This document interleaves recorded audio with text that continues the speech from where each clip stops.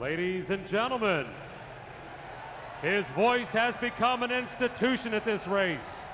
Here to perform back home again in Indiana, ladies and gentlemen, our good friend, Mr. Jim Nabors.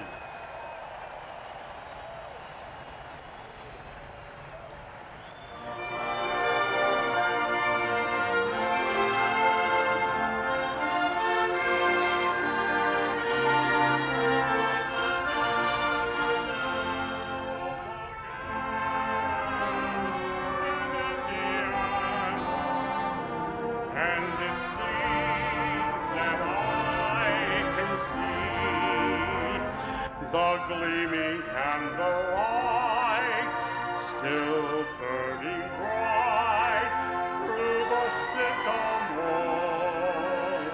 for me.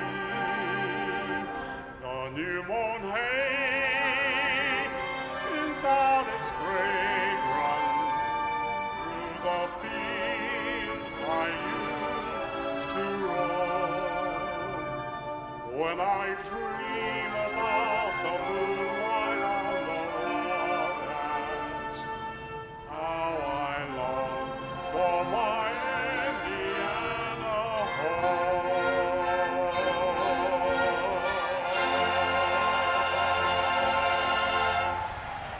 Ladies and gentlemen, Jim Nabors.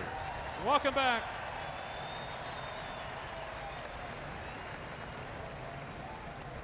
And now, to say the most famous words in motorsports, ladies and gentlemen, the chairperson of the Indianapolis Motor Speedway, Mary Holman George.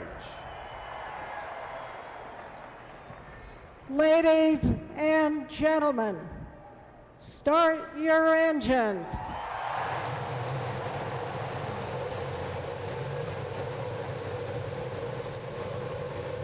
The command has been given.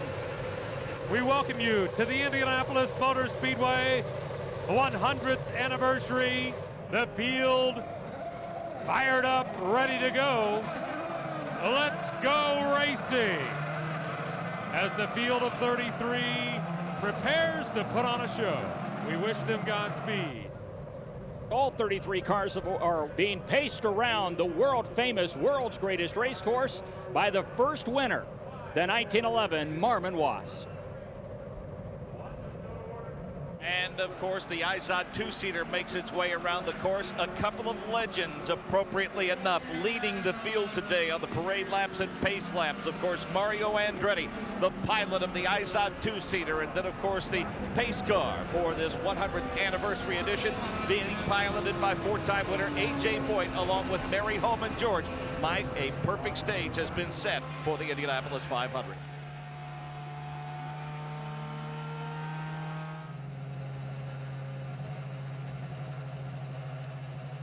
The pace lap is underway as they're in front of you in turn number one. They look absolutely spectacular. For the 100th year, the Indianapolis 500 celebrates a birthday, 100 years old, and for the 95th time, this field works its way in preparation for the start.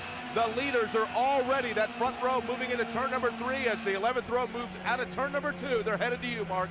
And our minds turn to the legendary public address announcer, Tom Carnegie, who we lost during the offseason. And Tom Carnegie must be smiling from above at this gorgeous race day at the Indianapolis Motor Speedway.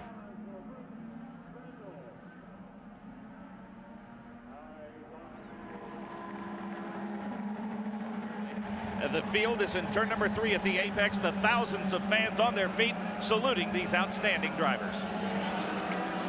The pace car is already in the middle of turn 4 and exiting. Alex Tagliani down along the white line. They are awaiting the green flag. Mike King.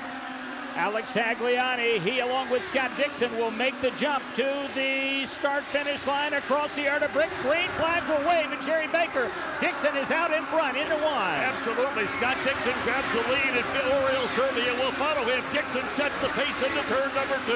And as Scott Dixon does so, then it's Servia Tagliani, then Weldon Townsend Bell. We watch as everybody safely makes their way through turn number 2. Scott Dixon into turn number 3. Dario Franchitti jumps out of line 6 positions back. He wants to grab a spot in the setup of the turn. He does so. He moves pulls up to 1. The leader already in turn 4. Well, Tagliani brought him to the fourth turn at 120 miles per hour. That allowed Scott Dixon, like a rocket ship, to take the lead, and he'll lead lap 1. So Scott Dixon across the Art of Bricks will lead the first lap of the 100th anniversary running of the Indianapolis 500-mile race. Paul, I've got to admit, I thought we might not see the green flag because clearly Dixon was well in front of the pole sitter Tagliani before they came across the Art of Bricks. Well, I agree with you. It surprised me at how unaligned the front row was, the field further back was, and as we watch Dixon now, of course, everybody riding with a full load of fuel.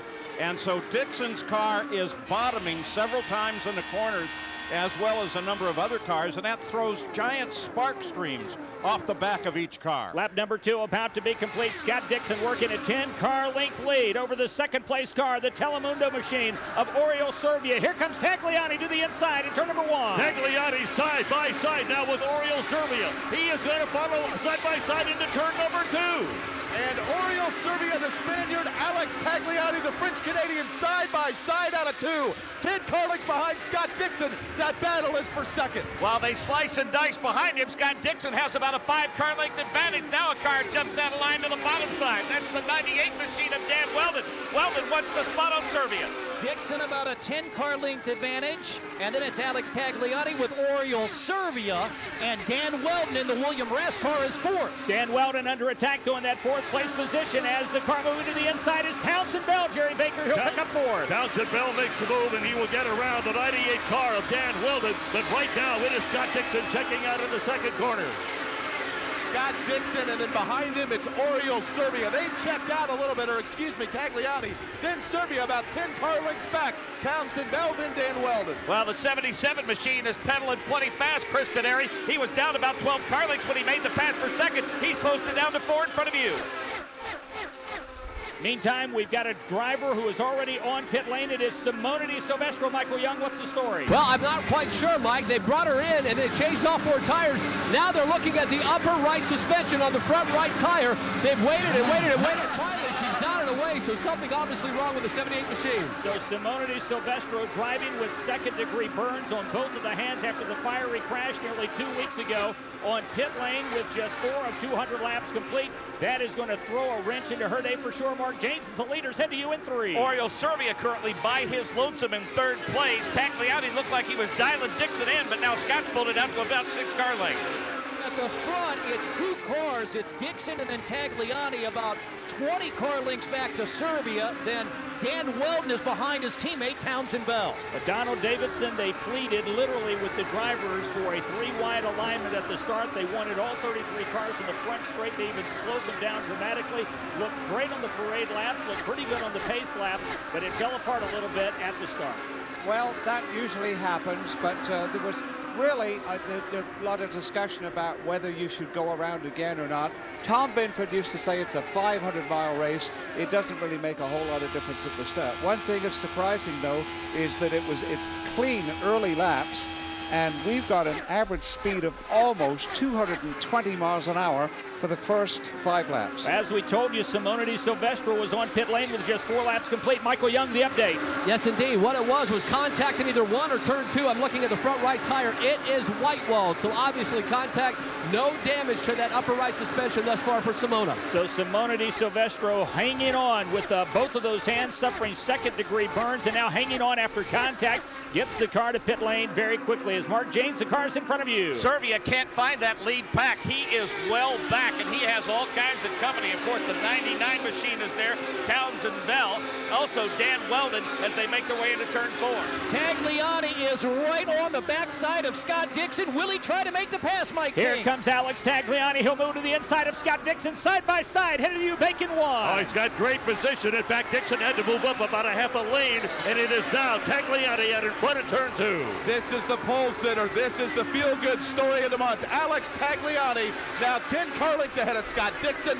Dixon trying to reel in that 77 machine, but Alex Tagliani looks strong into 3. Normally, after the start of the race, 3 or 4 laps settle in. People settle into the bleachers. Now they're on their feet, pumping their fist for Alex Tagliani. Yes, Scott Dixon stole the lead at the start. Now it's Alex Tagliani, the crowd on its feet in turn 4. Boy, Paul Page, I'm not exactly sure what it was that Alex Tagliani found, maybe a new gear in that car when he made the pass lap last on Dixon. He has pulled away now to a 10 or 12 car length advantage. Yeah, that was a very good shot as you're seeing a number of cars trying to make moves, especially well back in the pack. Drivers on the move early. Graham Rahal +7. Thomas Scheckter +5. John Andretti has made 4 passes. Anna Beatrice has passed 4 cars. And Tony Kanaan in the number 82 KV Lotus machine also up 4 positions where he started on the grid. 12 of 200 laps being shown complete here. It looks like Simona Di Silvestro's car could have suffered some damage, Michael Young, as she has fallen off the pace. Indeed, we're with team manager Vince Kramer. Vince, what did Simona say? You brought her back in a second time. Yeah, she tapped the wall, I think, in 2 there, and now she had a little vibration. We wanted to make doubly sure that the car was okay. There you go, to Nick Yeoman. Yeah, problems for Elio Castroneves, a 3-time winner of the Indianapolis 500. Started 16th all the way back to 20th. I heard not only is he dealing with understeer problems, but his teammates Ryan Briscoe and Will Power are as well. No problems for Alex Tagliani. As you might expect, the leader has said nothing on his radio so far. Takuma Sato's car not handling very well, though. He's already dropped 6 spots from 10th to 16th. Remember, on Carb Day, he got next to no work done because of mechanical issues. They had 4 laps on Carb Day. So as we continue to watch the field, James Hinchcliffe just made a dandy 3-wide pass to the inside in turn number 1 as Hinch currently runs 17th. He is one of 5 rookies in the field. Alex Tagliani, though, out in front as he got past Scott Dixon 5 laps earlier. Pressed the button as he made his way down the front straight. And there is Graham Rahal, who's running 21st. Graham Rahal is running in 21st position after starting 29th. Tagliani continues to lead Scott Dixon.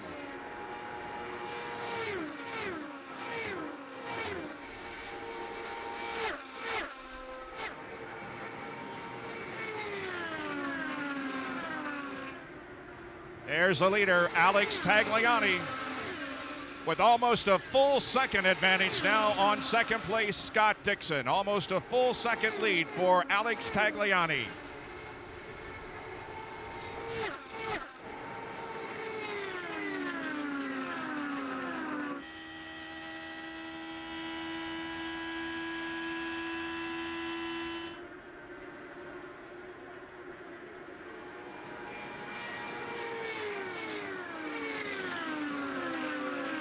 We're looking at the 3rd place car of Townsend Bell on the video boards. And Tony Kanaan has also moved up another spot. He is now 16th. The spotters are active today as we will have an opportunity to talk to Davey Hamilton under yellow flag conditions. And his spotter has been talking to him, Paul, nearly every second of every lap up to this point. It is amazing the amount of traffic that Davey Hamilton is dealing with and the amount of talk that he is getting from his spotter here. Well, but some of the guys absolutely love that. I'm not sure I would, but the fact that they're giving you encouragement as well as track position, who's around you, who's closing, who isn't, that's all good information, but I'd really like to look out the front windscreen of that car and kind of be left alone a little. Alex Tagliani has now been out in front for 10 laps, took the lead with 7 laps complete from Scott Dixon. So it is Tagliani, Dixon. Bell is now up to 3rd, so Townsend Bell, the one-off, driving for Sam Schmidt Motorsports in association with Pelfrey Racing, has worked his way to 3rd. Dan Weldon, the 2005 winner, is currently 4th. Dario Franchitti, the 2-time winner, is currently 5th. Oriol Serbia, who started on the front row, has dropped to 6th. Will Power is currently 7th. Ed Carpenter holds position at 8th. Buddy Rice, who won this race in 2004, is 9th. And Bertrand Baguette, Donald Davidson, the Belgian, has now worked his way into the top 10. Well, what I'm seeing here is I did not expect to see clean laps for this length of time. We're up to lap 18 now, and the average speed for the race is 220.649 miles an hour. Let's keep in mind a very warm day here in Indianapolis, and Kevin Lee, completely different conditions from what we dealt with on Carb Day. What about our fuel window? If we stay green for this entire first stint, when should we see these cars on pit lane? Between lap 30 and 32. Maybe some will get 33. 30 laps, by the way, is 3.5 miles per gallon, so we're better than halfway through this first fuel stint. Well, of course, we were talking about the legendary A.J. Foyt driving the pace car as he just did dive onto pit lane in time to get out of the way of the front row. Jim Campbell, U.S. Vice President, Performance Vehicles and Motorsports for GMC and Chevrolet, is joining us. And, you know, Jim, it's great to see you back. Great to have Chevy back in the fold. Looking forward, obviously, to 2012. But that new Chevy Camaro pace car, I know it's been a favorite, certainly for the throwback folks that love the original 69 Chevy Camaro pace car. Well, I tell you what, it's great to be back at the Indianapolis Motor Speedway as they celebrate their 100th running of the 500. Very proud of that pace car. We just brought the convertible to market. We paced the race today. And next year we're going to be back racing, so we can't wait for that. Jim, hold on right there, because we've got Paul Tracy on pit lane in that Wix Filters Dreyer and Reinbold racing machine, just 20 laps in.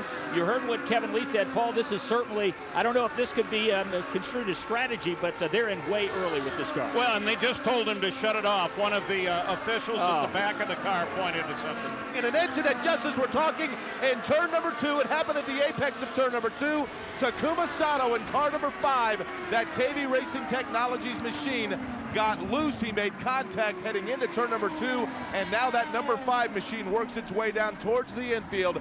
Takuma Sato will be the first officially out in this race. Paul Tracy looked like maybe he had lost power. He obviously got his way into the pits, and a break for him at this point as Takuma Sato has made contact. So the Mona V with you Japan KV Lotus entry is out. And Jake, to update, we did also see a replay. Paul Tracy did in fact white wall the tires. He did make contact with the wall. Looks like it might have been hard enough to damage the right side suspension.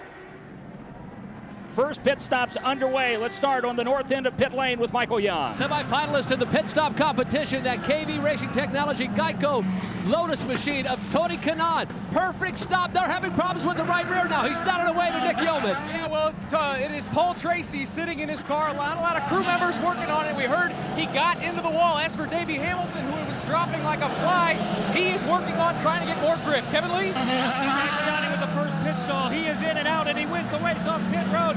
Townsend Bell jumps up to third, then Oriol Servia. Scott Dixon got out second.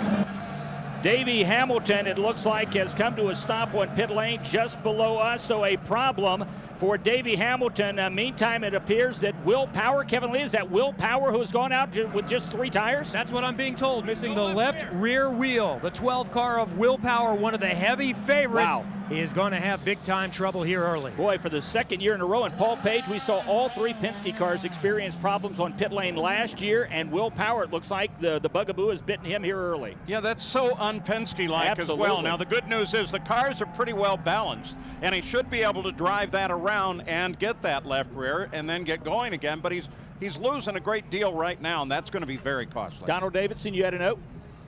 Oh, no, I was just thinking what an un-Penske-like month Penske is having the whole month. That's the truth. Back to pit lane, Nick Yeoman.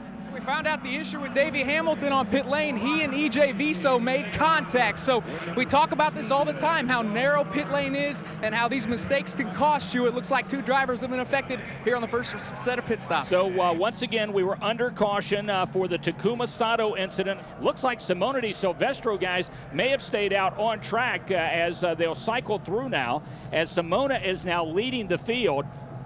So let's see. Let's go back to pit lane as we watch Will Power on 3 tires, 3 wheels, making his way back towards the south end of the pit lane. So Kevin Lee, here comes the Verizon Wireless machine, one of the heavy favorites, here with an early problem as he pulls into his pit stall. So Power will come in and they will address his issue. The car and the crew jumps over the wall. They're going to go ahead and change all 4 tires, and this will allow him to top off. So we've seen it before, where misfortune can potentially work out in your favor, and you have then made your fuel stop later than everybody else. Power is away, and he won't lose any more track position other than going all the way to the back of the line. Okay, Davey Hamilton is also back on pit lane. Once again, usually here in the booth with us, our driver analyst making his 11th start in the Indianapolis 500. And it appears there is a problem with Davey Hamilton's car on the left front. I just saw one of the crew members give kind of that slash sign across the throat for him to turn the engine off on the car, so we'll try to get an update momentarily.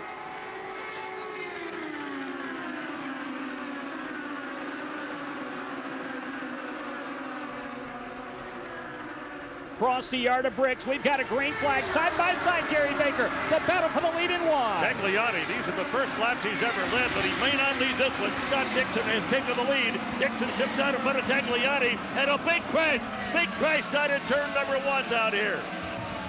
Looks like it is the PDVSA machine of EJ Viso. EJ Viso on the restart, got to the high side and made heavy contact with the wall. So just like that, inside of 7 laps, first we saw Takuma Sato go out from the same team. Now, 7 laps later on the restart, it is EJ Viso, the driver from Venezuela, making his 4th start here at the Indianapolis Motor Speedway. So we are under caution for our 2nd time in 7 laps. Mark James, you say James Hinchcliffe coming in as well, right? Yeah, normally, Mike, they enter pit road off of turn number 4, but obviously a problem with the 06 machine of James Hinchcliffe because he went on to the pit road lane at the apex of turn number 3. We're watching the replay. EJ Viso was 3 wide, and James Hinchcliffe was the meat in the sandwich. How he avoided making a T-bone contact with EJ Viso's car, I have no idea. We're joined in the booth by 1999 Indy 500 winner Kenny Breck. Kenny, we're watching the replay right now. How Hinch got away with that one, I'm not sure. Yeah, and the one who was in front as well. That was really lucky, but my goodness, we're watching onboard replay from Marco Andretti's car. Oh, so close for so many drivers as Marco Andretti very nearly made contact with Graham Rahal. Nick Yeoman, you're on pit lane with James Hinchcliffe. Yeah, James Hinchcliffe is in pit lane. They took all 4 tires off. A lot of work was done on the right front on the suspension. James Hinchcliffe complaining about a vibration. He's down and away. Okay, we've got Simona Di Silvestro. We've also got Ryan Hunter-Reay and Charlie Kimball on pit lane. Let's go to Michael Young. Simona was just in a lap earlier, Mike King, and then she came back in again. They put 4 brand new tires on her. Now they're looking at the car. She's down and away. Charlie Kimball and the 41, that ABC supplied DHL Sundrop machine of Ryan Hunter-Reay. They are side by side as they are now slowly making their way off pit lane. Back in the double file alignment for the restart as they head to you in turn number 3. We're showing 32 laps complete, working 33. Scott Dixon, Alex Tagliani out in front. Fans on their feet in salute, much like the start of the race. Instead of rows by 3, rows of 2, and they come in front of Chris Denari. Scott Dixon, though, is going to jump out ahead of Alex Tagliani, and they start to go single file down through 4. Scott Dixon has the lead. By the way, it was Marco Andretti, the 3rd driver in the 3 wide. And here comes Tagliani baked to the inside. He's going to take the lead in 1. Indeed he will. He steps down to the inside. And look out, because here comes the 10 car of Dario Franchitti moving into the number 3 spot in turn number 2. We'll try this all over again, huh? And this time Tagliani is the one that flexes his muscles, then Dixon. But just as you said, Big Dario moving in that 3rd spot. Dan Weldon jumps out of line back in that battle for 4th. He wants that spot. He takes that William Rash machine to the inside of Townsend Bell. He'll grab the 4th position. Meanwhile, the leader already in turn number 4. That bright white car of Alex Tagliani about 3 car lengths behind is Scott Dixon. Then it's Dario Franchitti and Dan Weldon. Well, here comes Scott Dixon pulling up to the rear wing of Alex Tagliani. Bake, it's a carbon copy move, the move that gave first to tag the earlier lap. The red and white machine steps out. Tagliani and chasing already. Jake in front of you, and they are moving out. Of the top 4 right now, 3 of them have won this event. The only one crashing that party is Alex Tagliani. Right now, he's 8 car lengths behind Scott Dixon, the leader. Dixon trying to step away from Tags. Tags trying to shake loose of Dario Franchitti. Meanwhile, that orange and white William Raff machine has Dario Franchitti in his sight. But Mike King, what's to watch is in the back of the field. They went 4 wide in front of you the last time by. Yeah, and we're watching the car move to the inside right now as he heads to us. It looks like it is the 14 of Vitor Mira going to get past the 2 machine of Oriol Servia. Victor in front of you. Mira will make the move. He got around Servia in awfully good shape right now. Back up front, it is still Tagliani and Dixon. They're already in the back straightaway, Mark.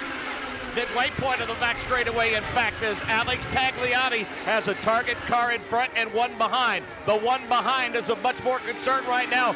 Dario Franchitti into the tire tracks of the 77 machine. And Franchitti is right behind Tagliani now, about a car length advantage. Out in front is Scott Dixon by 10.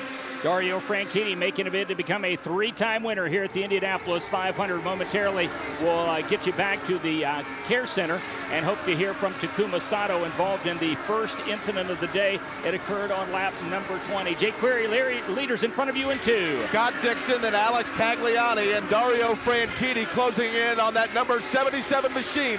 Dan Weldon a little bit further back, but that top 3 bunching up. Yeah, they're bunched up plenty, about a car length separation between the two. Dixon with a bit more breathing room over Tagliani than Tags has over Dario through the short chute in the north end. Franchitti is trying to make the move. He looks to the inside of Tagliani, now backs off. He's still 2 car lengths in 3rd place behind Tagliani. Yeah, Dario Franchitti looking like he is just creeping up ever so slightly on Tag. And Kenny Breck, give us a good idea for what Dario Franchitti is thinking right now. Doesn't have to push the button yet. He's got a long, long way to go. Yeah, he does, but he probably feels pretty comfortable where he is. You know, the car seems pretty good, and he's just trying to make Tag see that he's there and wait for what happens with when the fuel burns off and the tires get worn a little bit. Yeah, we take a look as the average race speed was slowed dramatically, Kenny, after the back-to-back incidents on lap 20 and then on lap 27. But certainly the first 20 laps of this race, a blistering pace at over 220 miles an hour. Yeah, it's just that you got to get to the end, you know. So you got to be careful in traffic, and these cars gives quite a lot of turbulence behind them too. So you got to be careful of that when you sneak up on somebody. Dave Wilson, you're back at the IU Infield Care Center, and you've caught up with Takuma Sato. Yeah, we're back here with Takuma Sato on KV Racing, and Takuma, we move in here real quickly.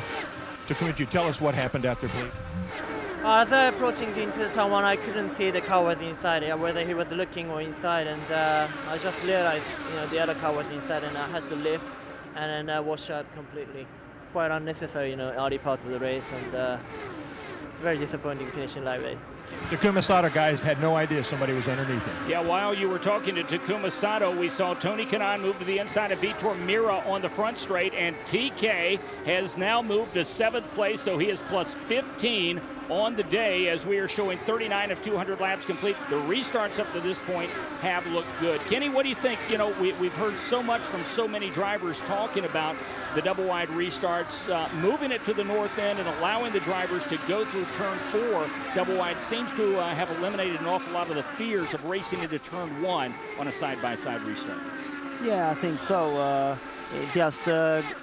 All the drivers need to be very disciplined on the back straight so that nobody sort of backs off or anything, because you can lose a lot there, but it seems to work so far. Dario Franchitti continues to stalk 2nd place Alex Tagliani. A full field rundown coming in just a couple of minutes as we are 41 of 200 laps being shown complete. Jake Query, Paul Tracy back out on track in that Wix Filters number 23 machine, but he is struggling right now out on track. Yeah, last time by as the field goes by and the leaders go through turn number 2 right now. Paul Tracy, he works his way through turn number 1 as he does so into turn number 2, already going past some Bertrand Baguette, John Andretti, Elio Castroneves closing in. Paul Tracy a couple laps down and struggling. So as we are just past the 40 lap mark, 42 laps are being shown completed, the 200 that make up this race. Scott Dixon is out in front. Alex Tagliani runs 2nd. Dario Franchitti is 3rd. Dan Weldon is 4th, and Townsend Bell is 5th. Ed Carpenter runs 6th. Tony Kanaan, as we told you earlier, plus 15 on the day as he is up to 7th. Vitor Mira is 8th. Oriol Servia has dropped from his original 3rd spot on the grid tonight. Buddy Rice is 10th. Bertrand Baguette is 11th. Marco Andretti is 12th. And make that John Andretti, who is currently shown in 12th place. Elio Castroneves is 13th. Thomas Schechter is 14th. Jay Howard 15th. Graham Rahal is 16th. J.R. Hildebrand is 17th. 18th place to Ryan Briscoe. 19th to Marco Andretti. 20th to Anna Beatrice. 21st to Danica Patrick. 22nd to Justin Wilson. Alex Lloyd is 23rd. Pippa Mann is 24th. Will Power, the problems earlier after the first stop, 25th. James Hinchcliffe, 26th. Ryan Hunter-Ray, 27th. Charlie Kimball, 28th. Davey Hamilton, problems with steering on his car, 29th. Simone Di Silvestro in and out of the pit several times, 30th. EJ Vizo crashed earlier, 31st. Paul Tracy in and out of the pits with problems, 32nd. Takuma Sato, 33rd. Dave Wilson, you've got EJ Vizo. EJ, what happened out there? Well, it wasn't a restart, but nothing to do with the actual restart. It was a Hinchcliffe, I believe he missed a gear or something, and he lost the momentum out of corner 4. And I went in the outside, but then approaching corner 1, I just got hit in my rear left tire, and he just spun me. Watch it, hinge clip, yeah.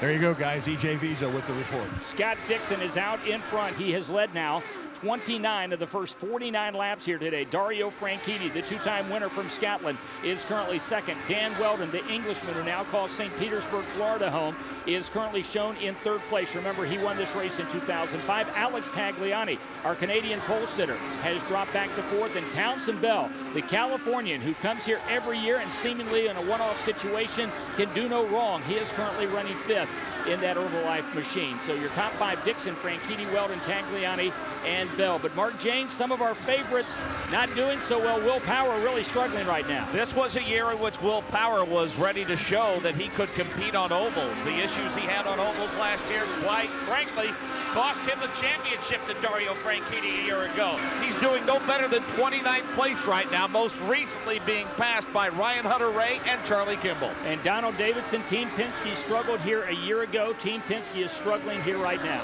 Throughout the whole month, and certainly today, Elio Castroneves just dropped from 13th to 14th, and he's the highest running Penske car. We got Castroneves in 14th. Ryan Briscoe's 20th, and Will Power dropped to 28th. He's now back up to 27th. Highest running rookie is J.R. Hildebrand, 17th. Highest running lady is Danica Patrick at 19th. Well, after two quick cautions, it came on lap 20 and then another on lap 27. The drivers have sorted themselves out just a bit. 52 of 200 laps are being shown complete. Scott Dixon out in front of Dario Franchitti by 0.3 of a second. Dan Wheldon runs third, 2.4 seconds back in the William Rast machine. Alex Tagliani is fourth at 3.2 seconds. That's the margin. And Townsend Bell running fifth, 4.3 seconds behind the pace setter, Scott Dixon. Rest of the top 10, Tony Kanaan, who started 22nd, is currently shown in sixth place. Ed Carpenter, he runs seventh. Vitor Mira, eighth. Oriol Servia, ninth. And Bertrand Baguette is 10th. Michael Young, this day for Simone Silvestro started out badly, and it's getting worse, or so it would seem. Yes, indeed. They are just repaired the aero wing right in front of the right rear, and now they've just shut the car off, Mike. It looks like they're unstrapping Simone Silvestro. Although they're trying to put tires on, her day may be done. We'll have an update in a moment. So Simone Silvestro, who made early contact as she white-walled it, apparently the damage to that car more severe than we first thought. She was in on lap number 4 to change the tires, has been out trying to sort out the car. And Kenny, I can only imagine what it's like trying to get a car to come back to you as you've got other top competitors buzzing around you at 222, 223 miles an hour. Yeah, it's difficult, you know. If you have problems here, your laps go by fast, you know, and yeah, it's a long day. Oh, we've had a relatively quick start to this race, and Donald Davidson, after we saw that blistering pace set early on at better than 220 miles an hour for the first 20 laps, it was slowed dramatically by the two cautions, but now we're beginning to pick it up once again. It was down into the 140s, Mike, but has now picked up to 167. Just looking at the two people that we have out so far, E.J. Viso, 32nd. He hasn't had a lot of luck here. This is his 4th consecutive start. His best finish here has been 24th. And Takuma Sato, 33rd this year. A lot of famous winners have finished 33rd. 20th was his one previous finish from a year ago. Well, right now we've got an international top 5. The New Zealander Scott Dixon out in front of the Scotsman Dario Franchitti. The Englishman Dan Wheldon is 3rd. The Canadian Alex Tagliani is 4th. And the American Townsend Bell is 5th. Elio Castroneves is in, Dick Yeoman. Changes for Elio Castroneves. They were battling some understeer earlier, and they didn't make changes the first time. We see that the William Rast car of that is Dan Wheldon, who is on pit lane. The 99 machine will follow him in. That is Townsend Bell, who has been running very, very strong. John Andretti is on pit lane. Let's go to Kevin Lee. Dan Wheldon was running in the 3rd position. Townsend Bell, his pseudo teammate, running in the 5th position. Weldon is going to get out first. The car has been very strong today. Tony Kanaan was coming in, guys. Pippa Mann was leaving her pit box. Tony Kanaan missed his box, so the Kings trying to get him back in. Pippa Mann was trying to leave, and I said Tony Kanaan came in. Now they're quick jacking up to 4th place. Costly spot for Tony Kanaan. Let's go to Kevin Lee. Scott Dixon comes in. Franchitti stayed out, so it's Dixon, and then there's a problem with Tagliani. They've got a suspension issue in the right front. They tried to yank on it, but he's back out. Jake Query. incident here. We have an incident in between turn 1 and 2.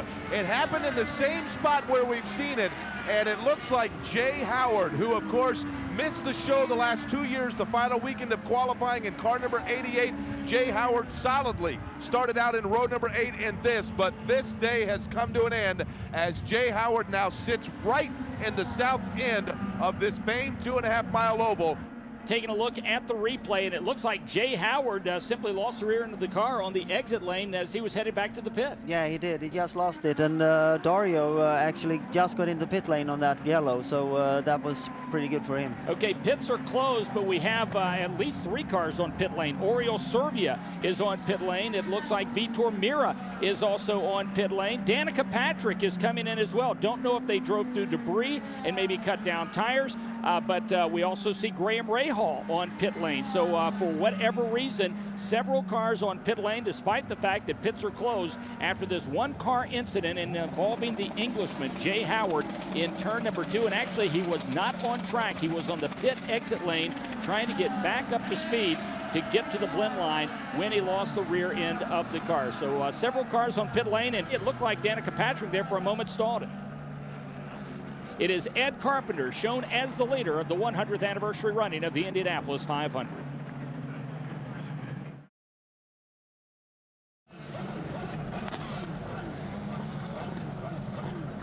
Second round of pit stops underway. Kevin Lee. We've got some that didn't come in the last time around, like Ed Carpenter among that group. J.R. Hildebrand. Hildebrand is going to be the first to get off pit road, and then it's going to be Carpenter, Oriol Servia, and Ed Carpenter drag racing to the line. I think Servia just barely got him. Then it's Hinchcliffe. To follow up on Alex Tagliani's story, they were in the suspension area in that last stop. They were taking out a blocker, which has to do with the temperature of the car. So that was something planned, but it took a little bit longer. All is okay for Alex Tagliani, and the big winner during that round was Dario Franchitti. He had already gotten to the commit line. He was on pit lane when the caution came out, so the pits were not closed, no penalty, and Franchitti now has cycled to the top of the pylon. He's leading this race. Dario Franchitti, Scott Dixon, Dan Weldon, Alex Tagliani, Townsend Bell, your top 5. Mark Janes is the leaders. Head to you, 2 wide. And they're underway. Picking up the pace as they get to the apex at turn number 3. It looks like Dario Franchitti going to get the jump in front of Chris Denari. And he does have a jump. They are 2 wide back in the field, but it is Dario Franchitti going to the inside. Scott Dixon trying to make the pass for second place. So here comes Scott Dixon. He will move to the inside. He watches his teammate drive away, but here comes Tagliani bake way low, and he makes the pass of a couple of cars. What a pass it was. They were 4 wide for a moment or so, but meanwhile, still out in front is Dario Franchitti. They pack up big time behind 3 wide through 2 as J.R. Hildebrand and Oriol Servia going to run out of Beatrice. They almost touch wheels. They keep it clean. Leaders in 3. They're about 4 wide. If they had a little more room, they'd be 5 wide, about 10 deep in the pack. Meanwhile, Dario, then Dixon, the leaders already in the short chute to the north end. Clearly, guys, sweeping the track has given you a couple of different lanes you can use. It's Franchitti and Dixon, 1-2. Kenny Breck, as we watch these cars circulate around, passing us right now is Scott Dixon. Behind him is Dario Franchitti. Lots of dicing out there. And Kenny, I noticed there's a lot of trash on the track there on the south end. How distracting is that for the drivers on the restarts when you have all those wrappers and things flying around? And certainly you don't want them to be in your radiator. No, you don't, but you don't think about that too much. You know, just try to read the traffic and make sure you don't get caught up by the turbulence when you're in traffic like that, you know? What do you think of that move by Alex Tagliani? Yeah. And then on the back straight coming off a 2 by Oriol Servia. 2 gutsy moves there. Yeah, it's nearly like it's the last 20 laps. And instead, we're still 29 laps from the midway point. And interestingly enough, boy, Kenny, these guys are all over the button as we've got a fight for the lead in 1. Well, it's not a fight anymore, Mike King, because Dixon is taking it away from his teammate. The Ganassi Red, 1-2 into turn 2. They swap once again. It's Scott Dixon this time. Dario Franchitti behind him. And those 2 starting to pull away. Then it's that 77 machine of Alex Tagliani. But Tag's giving Dario a look. Yeah, he's knocking on the rear wing a little bit as they set up for turn number 3. Also, that 98 William Rast machine is plenty quick. He's pulled away from Townsend Bell at the exit of 3. next 4 cars have broken away. It's the 2 red Target cars, followed by Tagliani and then Dan Weldon. Well, Kenny, several drivers all over the button, the push-to-pass button here early on. Alex Tagliani only has 7 left. Same for Graham Rahal. Marco Andretti only has 8. Vitor Mira only has 5 pushes left, where, for example, we take a look at Scott Dixon and Dario Franchitti. Dixon has 13, Franchitti has 12 left. So these guys really on the button early. Yeah, there's 125 laps to go. Yeah, and you're right. They're racing like it's the last 15. Yeah, it's a good race for sure. It's just the question is to be there at the end. I think Dario, being behind Dixon right now, probably be able to save a little fuel. Maybe, I mean, you know, you never know what you're going to get when you get a little further in. Hey, we want to say thanks to you. I know you've got other places you need to be. Your family is here with you. It's been great seeing you as always. It was great seeing you in Long Beach. Kenny Brack, the 1999 Indy 500 winner. Always will have a special place in my heart because you were the first Indy 500 winner I ever called. So thanks so much. And you and A.J. Foyt in 99 going to victory lane. Have you had a chance to see A.J.? Oh, yeah, many times. Yeah. Great guy. Enjoy the rest of the day. We'll see you again real soon. Will do. Thanks a lot for having me. That is Kenny Brack, the Swede, who, of course, was so impressive during his career. Won here in 1999, driving for A.J. Foyt. And Donald, I'm amazed sometimes, you know, because so many people seem to overlook that 5th win for A.J. Foyt. They always list him as a 4-time winner. But in fact, with Kenny, he's got 5 baby boards sitting at home. Absolutely, and that was a cliffhanger because Robbie Gordon was trying to stretch his fuel and hoping that there might be a yellow in the final 30 laps, and there wasn't. He would have won otherwise, but Kenny Brack was where he needed to be and took over for the win for A.J. Foyt. We're watching the 82, that Lotus KV machine of Tony Kanaan, try to work his way back to the front after he lost 20 spots on the second round of pit stops.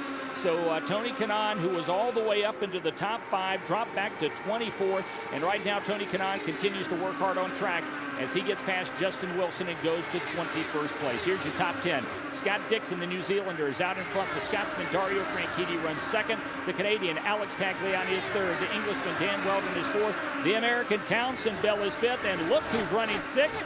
The rookie, J.R. Hildebrand from Sausalito, California. He right now has himself a rocket ship as he is threatening to move into the top 5 in his first Indianapolis 500. Oriol Servia is 7th. Ed Carpenter is 8th. Graham Rahal is 9th. And on the move, Thomas Scheckter has fallen now to 10th. James Hinchcliffe working his way back towards the top 10 as he is currently shown 11th, and Marco Andretti is 12th. Ryan Briscoe is 13th. Danica Patrick is 14th. Bertrand Baguette is 15th. 16th place to Charlie Kimball. 17th to Vitor Mira. 18th to Tony Kanaan. Buddy Rice is 19th. Justin Wilson is 20th. Helio Castroneves is 21st. John Andretti got caught out on that previous pit cycle, and John is currently 22nd, but has run as high as 11th here today. Alex Lloyd is 23rd, and Ryan Hunter-Ray continues to struggle. He is 24th. 25th to Anna Beatrice. Pippa Mann is 26th. Will Power is 27th. Davey Hamilton struggling with steering on his machine is 28th. Paul Tracy 29th. Jay Howard is 30th, involved in an incident a bit earlier and out of the race. 31st is Simona Di Silvestro, also made contact with the wall. Suspension issues on that car, and she for now is behind the wall. E.J. Vizo, an incident earlier. Same story for his KV Lotus teammate Takuma Sato, as they are shown 32nd and 33rd respectively. Kevin, you've got John Barnes. John Barnes, rookie. J.R. Hildebrand started 12th. He's running 6th. How's your rookie doing in his first 500? He's doing incredible. We're so proud of him. But I'd like to first say, give a shout out to the troops that are deployed over there in Afghanistan, Iraq, all the National Guard soldiers. I'll tell you what, they're incredible. It makes us so proud to wear the uniform. The National Guard group has done great things with the veterans and the troops that are currently serving our country. That's John Barnes, the owner of Panther Racing. Graham Rahal right now is the driver who has had the best day when you look at where he started on the grid and where he runs right now. Of course, Graham Rahal, a second-day qualifier and started 29th, but he is plus 20 on the day, and the Service Central Ganassi machine is currently shown in the top 10, running in 9th place. Marco Andretti having a pretty good day. He is plus 15. Ryan Briscoe plus 13 after starting buried in the field in 27th place. Let's see. Charlie Kimball, the rookie, is also having a good day as he is plus 12, and Thomas Scheckter is plus 11. Since the restart, you'll remember Tony Kanaan had problems on pit lane after missing his pit stall, he is +5. Bertrand Baguette, since the last restart on lap 71, is +3. Lap leaders today, Scott Dixon out in front for 53 of the first 85 laps. He has led on 4 different occasions. Alex Tagliani has led twice for 20 laps. Dario Franchitti has led twice for 9 laps. Ed Carpenter has led 1 time for 3 laps. 3 cautions today for 19 laps.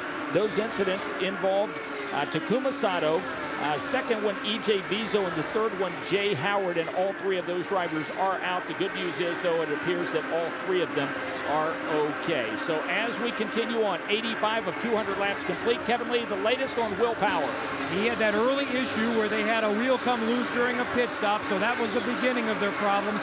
And they believe when that wheel came off that they also developed a type of a brake issue, and they've had to come in 2 different times. So that last time they came in right before the restart was not a top-off. It was to address that issue now. So he's been dealing with handling in the car and the brake issues. Will Power, one of the strong contenders, is now a lap down. Yeah, Tony Kanaan has just gotten past Charlie Kimball, now working on Vitor Meira. Tony Kanaan and Meira both on the move. So Dixon, Franchitti, Weldon, Tagliani, and Bell, your top 5. J.R. Hildebrand, Oriol Servia, Ed Carpenter, Graham Rahal, and Thomas Schechter round out the top 10. 87 of 200 are completed. We have had some great racing. 4 different leaders today, led by Scott Dixon. The 2008 Indy 500 winner has been out in front on 4 different occasions for a total of 59 laps. Alex Tagliani, our pole sitter, has led twice for 20 laps. Dario Franchitti has led 2 times for 9 laps, but appears to be very, very strong. Ed Carpenter has led once for 3 laps. 91 of 200 are complete as we approach the midway point. We've had 4 lead changes.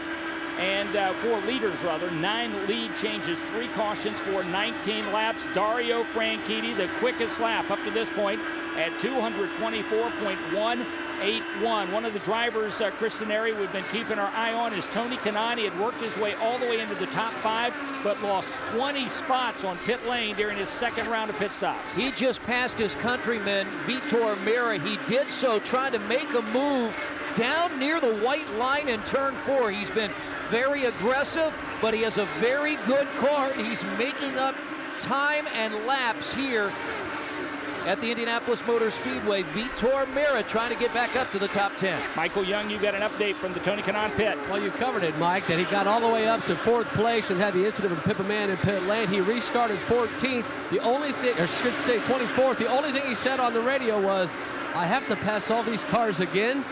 He currently rides 16th.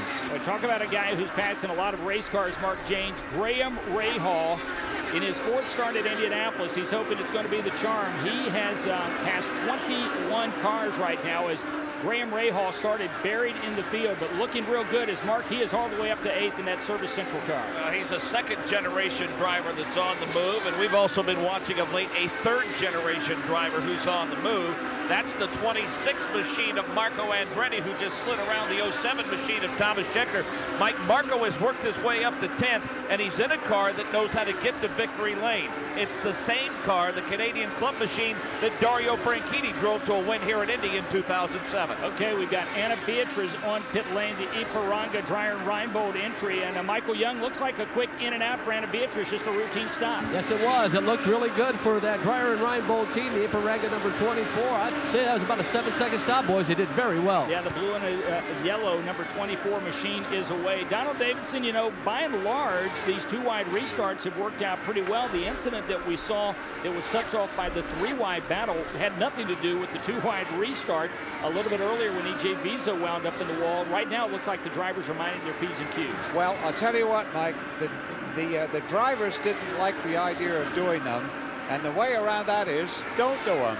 And I've noticed that on most of them, the drivers pretty much drop into single file when they come down the straightaway. Yeah, but you know, Mark Janes, let's face it, they did reach a bit of a compromise by moving essentially the start cones to the north end between 3 and 4, and the drivers far more comfortable going 2 wide and accelerating through 4 than they were going into turn number 1. No question, and Mike, what we've talked about throughout the course of the week is that essentially you and I both know that regardless of what was talked about in the drivers' meeting, if a satisfactory compromise had not been reached, there was an outside possibility the drivers would have simply just done what they were comfortable doing, regardless of any threatened penalties. But, you know, they talk about the two wide restarts and how opposed they might be to them. The only time they wouldn't be opposed to going side by side through turn number 1 and turn number 2 would be on lap 199. Okay, we're being told we're about 3 laps away from the window opening up, Donald Davidson, for pits. This would be the second round of green flag stops if we can stay clean here. Second round of green flag stops in the 3 stops we've seen today. And over the last few years, Donald, we have not seen a lot of green flag stops here at the Speedway. No, we've not. That'll be right at the halfway mark, too. And the average speed's picking up. It's up to 171.561 or 671. So, all right, it just jumped to 171.9. So it's still got a way to climb to Arie Luyendyk's record. Unless this pace keeps up, I think Arie Luyendyk's all-time record from 1990 will stand. Okay, there's Dan Weldon. The William Ras car is on pit lane. The same story, the Herbalife number 99 car of Townsend Bell. Kevin Lee, they head to you. He is pitted right in front of Townsend Bell, the 2 pseudo teammates associated with Sam Schmidt Motorsports. Brian Herta operates Weldon's car. A front wing adjustment for Weldon. He's going to get out easily in front. A little longer stop for Townsend Bell, and he is also away. Those are 2 of the competitors running in the top 5. And one off effort. The last time somebody won in their only IndyCar race of their year was Graham Hill in 1966. Nick Yeoman. We're watching Helio Castroneves guys set up on the wall. They are still battling understeer in turn number 3.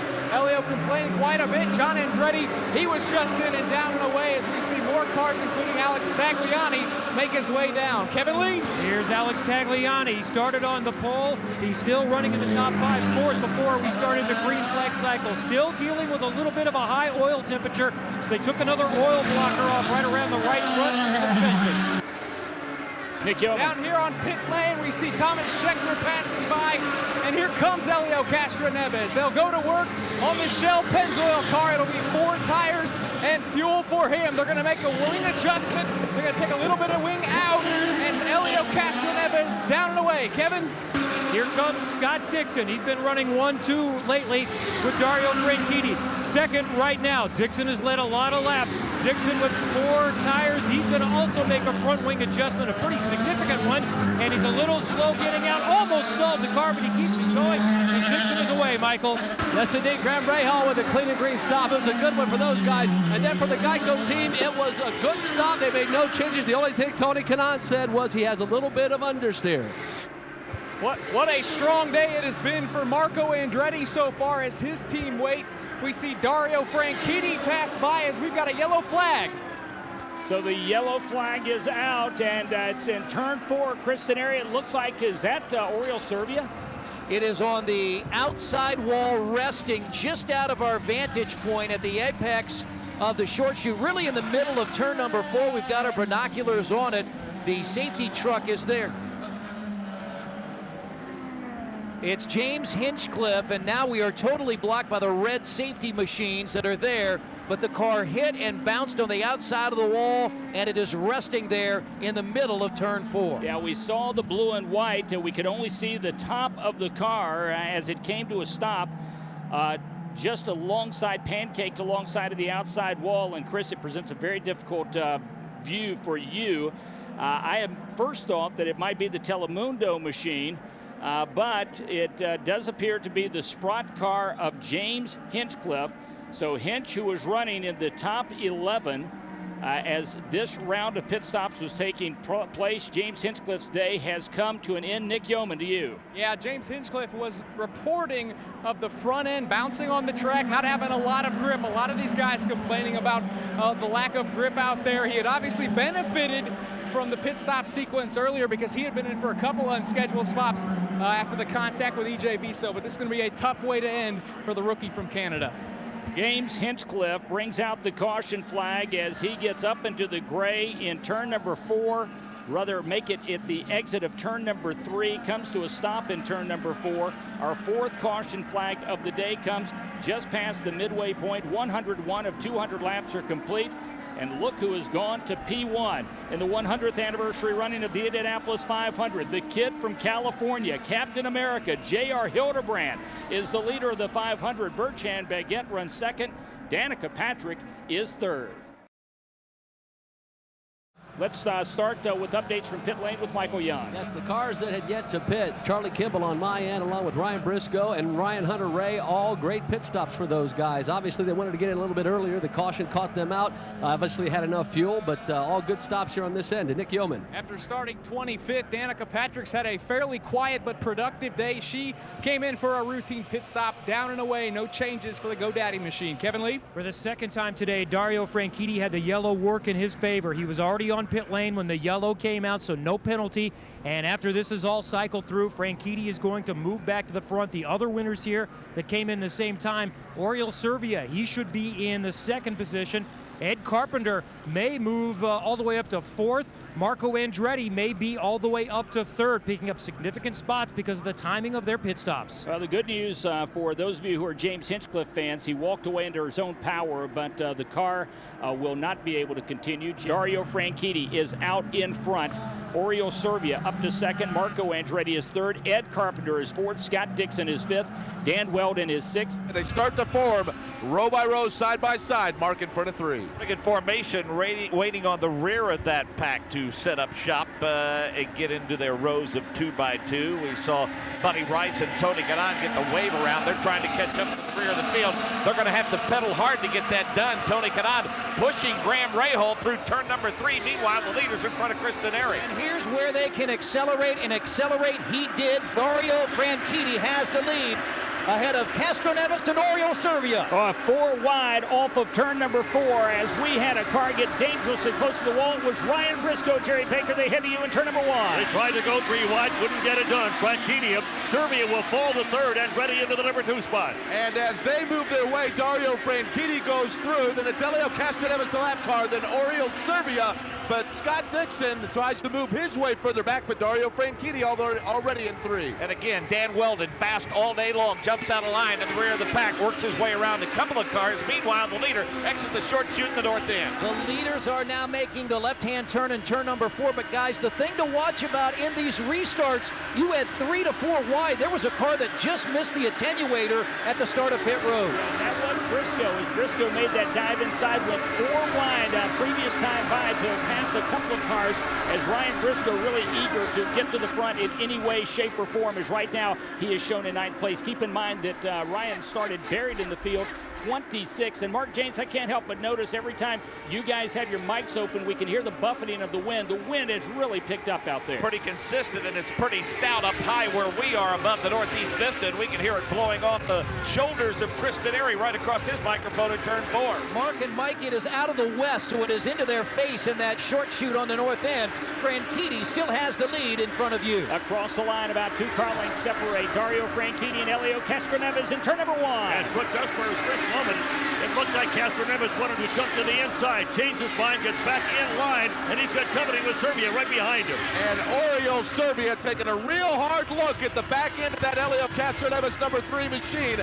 Castroneves the lap machine, but Oriol Servia trying to separate himself now, get past him and move into the leaders. Franchitti, Oriol Servia, then Marco Andretti, then Ed Carpenter, then Scott Dixon. They stay that way through turn 3.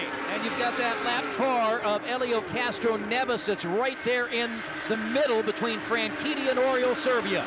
Elio Castroneves was so hoping that he was going to find his mojo this month of May. Just hasn't happened. He's going to unlap himself, Jerry Baker, but still has a long way to go. Well, that's the one thing he had to do, though, Mike, as he heads towards Jake. He had to get himself unlapped. Jake, he got the job done. Boy, how weird does that sound? Elio Castroneves has unlapped himself. That's the situation he's in now. Behind him, it's Dario Franchitti, who's your leader, then Oriol Servia. And Servia's coming plenty hard. The mirrors of that target machine full of the blue number 2 machine of Oriol Servia at the exit of turn 3 into the short chute in the north end. Oriol Servia is right where he was, second behind Franchitti, as Castroneves out in front. Again, he's a lap down. Boy, the wind really buffeting the cars out there as they head down the front straight. And as Bacon, looking at the windsock, Chris talked about that the wind was coming out of the west at his end, but from here it looks like the windsock is showing a southerly wind. So what are you feeling there in 1? Well, what we're feeling down here is pretty much what Chris is talking about. I'm watching the flags above the timing and scoring tower up here and above the pagoda. They're blowing straight west. I'm not feeling much down here, Mike, but we went through this, if you recall, on the first day of qualifying this year, where they had the wind with them going into turn 2 and against them going into turn 4. Let's go to Jake Query in 2. And talking about that wind, I talked to Dario Franchitti a few days ago, who told me qualifying last week was the most interesting 4 laps that he has had to do here when he went qualifying early in the afternoon, because he said the wind shifted on every lap. That's what they're encountering now. As the field goes by me now, they have the wind at their back as they exit turn 2, but once they make their way through the south end of the track and then head north on the front straight, they move into the wind. The wind on 2 different areas of this huge 2.5-mile oval, moving in 2 different directions. And look at this. Servia is going to get by Franchitti at the end of the backstretch. And Dario gave him lots of room there. He went up high, Oriol took it low, and he has the lead. Down the front straight across the yard of bricks.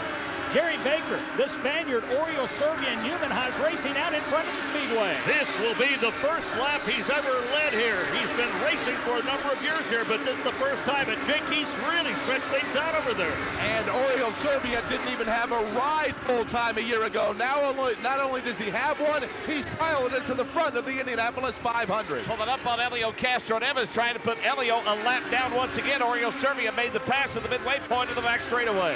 Oriol Servia started on the outside of row 1, had fallen back. Now he is the leader in Indianapolis. How about Oriol Servia? Started on the outside of the front row, as Chris Denary said, had fallen back as far as 9th, but now has raced himself into the lead. We are currently showing 118 of 200 laps complete. Oriol Servia, the Spaniard, driving for Newman-Haas Racing in that Telemundo-sponsored machine, is currently the leader. Dario Franchitti, the 2-time and defending 500 winner, is second. Third to Marco Andretti, who started well back in the field, plus 24 on the day. He started 27th. Ed Carpenter is currently 4th. Scott Dixon is 5th. Townsend Bell is 6th. Dan Weldon is 7th. J.R. Hildebrand is 8th. Ryan Briscoe is 9th. And Danica Patrick is 10th.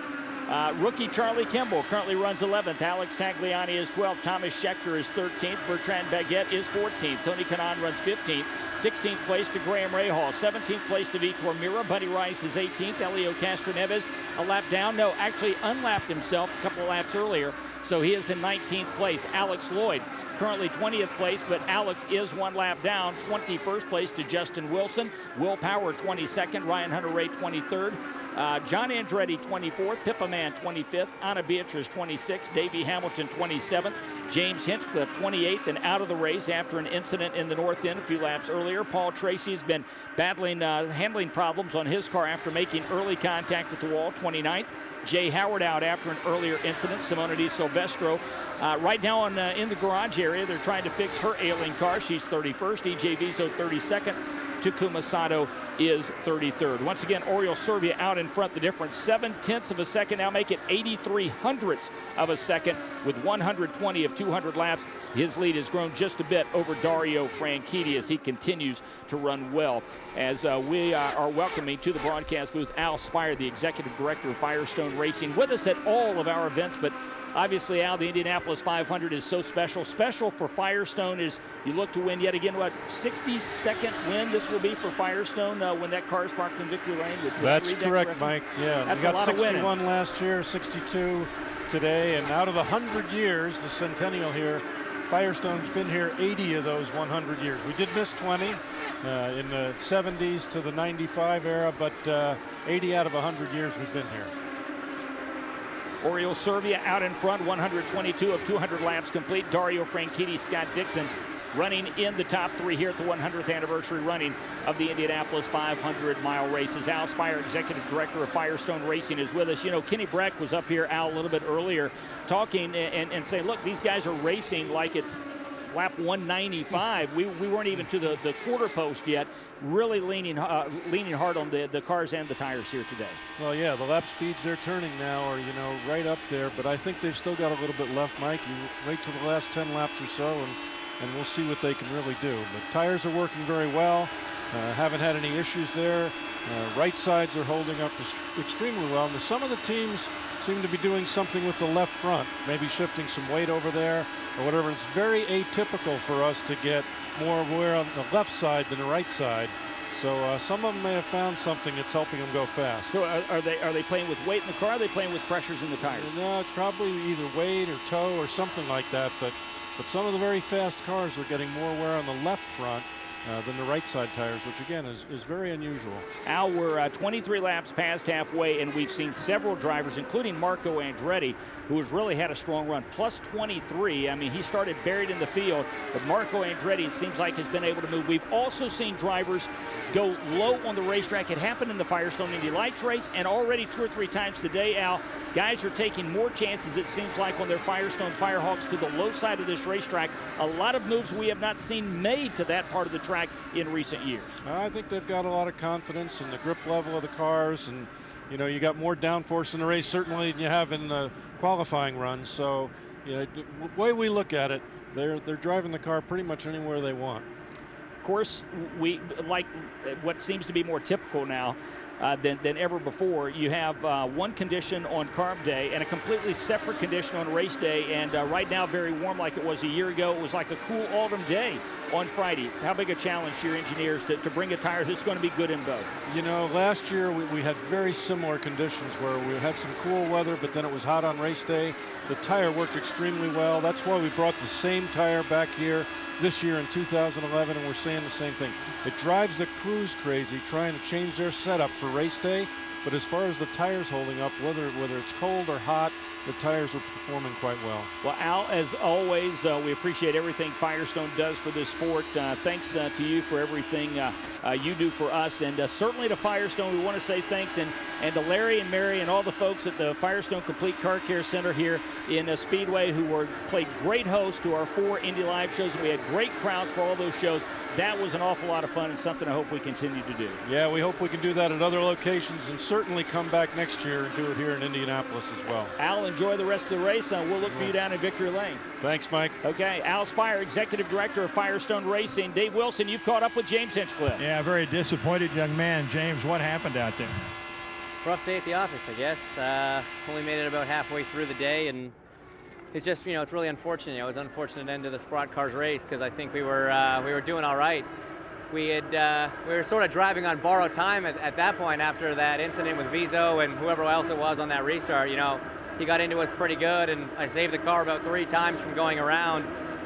By all accounts, we should have been in the wall there. So it was nice to get back, and you know, we started at the tail of the field, and we just started slowly picking our way up. We were being pretty conservative, but we were about to pit that lap. The tires had really gone off, and Bertrand got a run, and I backed off early and tried to let him go on the inside, and just got a little bit up in the gray, and with how worn the tires were, there was just nothing to save it. So, you know, really unfortunate. I'm gutted for my guys. You know, Newman Haas doesn't have the best record at this track, but we were trying to fix that, and it looks like Oriole's running well right now, so knock on wood that keeps going, but definitely sad for the guys in the 06 car. James Hinchcliffe, guys, let's go to the pit lane with Kevin Lee. Well, one of the great stories all month has been the cars of Sam Schmidt Motorsports, who had 3 starting up at the front. Alex Tagliani, we've reported his high oil pressure temperatures, his oil temperatures, and that's been one of the reasons why he's fallen all the way back to 18th. They've had 2 long pit stops. They also had bad timing, and he's lost a few spots since this restart, but he's not said anything. But the other 2 cars associated with Sam Schmidt Motorsports, their driver, Townsend Bell, is still doing very well. He's running in the 6th position. Tom Anderson is helping to call his race. Tom Anderson was just released from Andretti Autosport last weekend after their issues in qualifying, but as you might expect, someone with his experience and success found a job very quickly. Anderson said plenty of time left for Townsend Bell, and Dan Weldon, a one-off effort. Sam Schmidt Motorsports associated with Brian Herta. Weldon is running in the 5th position. Well, it's been a quiet day for Marco Andretti, but a quiet day doesn't mean a bad day. He started back on the outside of road number 9 all the way up to 4th. We'll check in with his father, Michael Andretti. What's Marco saying about the car? Strong run so far today. Yeah, it's okay. We're a little bit slow, so we got to get the speed a little bit up. We're gonna try to change the next stop. What's he saying about tire wear? We're hearing different things from different teams as far as the wear on the tires. The Firestone's been good. That's Michael Andretti watching his son Marco have a strong day. Remember, guys, there was some fear that he might not even make the race. Mike? Okay, Nick, thanks so much. Dario Franchitti has gone back to the front. Oriol Servia runs second. Scott Dixon is third. Marco Andretti is fourth, and Dan Weldon is fifth. So as we watch Townsend Bell and Paul Page, as we watch him roll very slowly, you've been calculating some of the pit strategy. These teams wanting to get to lap 136 so they can do this thing on one more stop following this one. Yeah, well, you're remembering that during a caution, they actually all but manufacture fuel. They get great mileage then. Otherwise, about a 1 lap per 1 gallon of fuel. Kevin Lee. He's going to come in and get into his spot first. They're going to make a significant front wing adjustment. He needs more front wing. Townsend Bell is away. Here comes Dan Weldon. He'll be coming in just a moment, too. Okay, so we'll just have to wait and see then. And we see that lap 135 as we are complete now. Lap 135, Dario Franchitti still out on track. Back to Kevin Lee as we watch the William Rast machine, the 98 car of Dan Weldon, roll towards you here, towards the south end. So, Kevin, pick him up. Can Dan Weldon win in a one-up effort? His first and might be his only race of the year. He's been running at or near the top 5 all day. The William Rast team makes the adjustment. They change 4 tires. They will hold him till they get the fuel in. And Weldon is away here on lap 135. Okay, Oriol Servia is on pit lane. Marco Andretti also on pit lane. Nick Yeoman, Marco is rolling slowly towards you on pit lane at 60 miles an hour. Here comes that red, black, and white Venom Energy machine. Yeah, you heard from his father, Michael, earlier, and said tire wear not an issue. He gives up 4th place, and the tires coming off the car look pretty good. 4 tires and fuel. They will pack that car full of fuel as Marco Andretti is down and away. Kevin Lee. Up at the front, we're waiting for the Ganassis to come in. Oriol Servia is going to get away among those that just came in a moment. Marco Andretti is going to roll down the pit lane, and we'll wait for Dario Franchitti trying to win for the 3rd time in really his last 4 tries. Rolling down at 60 miles an hour. Mike? So Dario Franchitti on pit lane. We see other cars, Alex Tagliani, Helio Castroneves, Scott Dixon also on pit lane. So Kevin Lee, Scott Dixon the leader in front of you. Here is Franchitti. He's going to hit his marks first. Then we're going to see Dixon come in right around him and Alex Tagliani at the front. So Franchitti was the first one in. Dixon is pitted right in front of him. And then Tagliani has the number 1 position. Franchitti will beat out Castroneves. And Tagliani is going to beat out Scott Dixon. So Scott Dixon loses a little bit of time on pit road, and Alex Tagliani now back in the mix. Michael? That great stop for Tony Kanaan, although when they dropped the car, they shot the water into when they try to get the ethanol off the car into his face, so he's got a visor full of the substance that they use to clean the ethanol off the car. A good stop. Kanaan started 24th. He got up tonight that last green flag run, guys. Great run for TK. Yeah, we keep our eye on Danica Patrick, so here comes the GoDaddy.com machine as she slows to a stop. Nick, you're there. Yeah, Danica Patrick cycled as high as 4 through this pit sequence.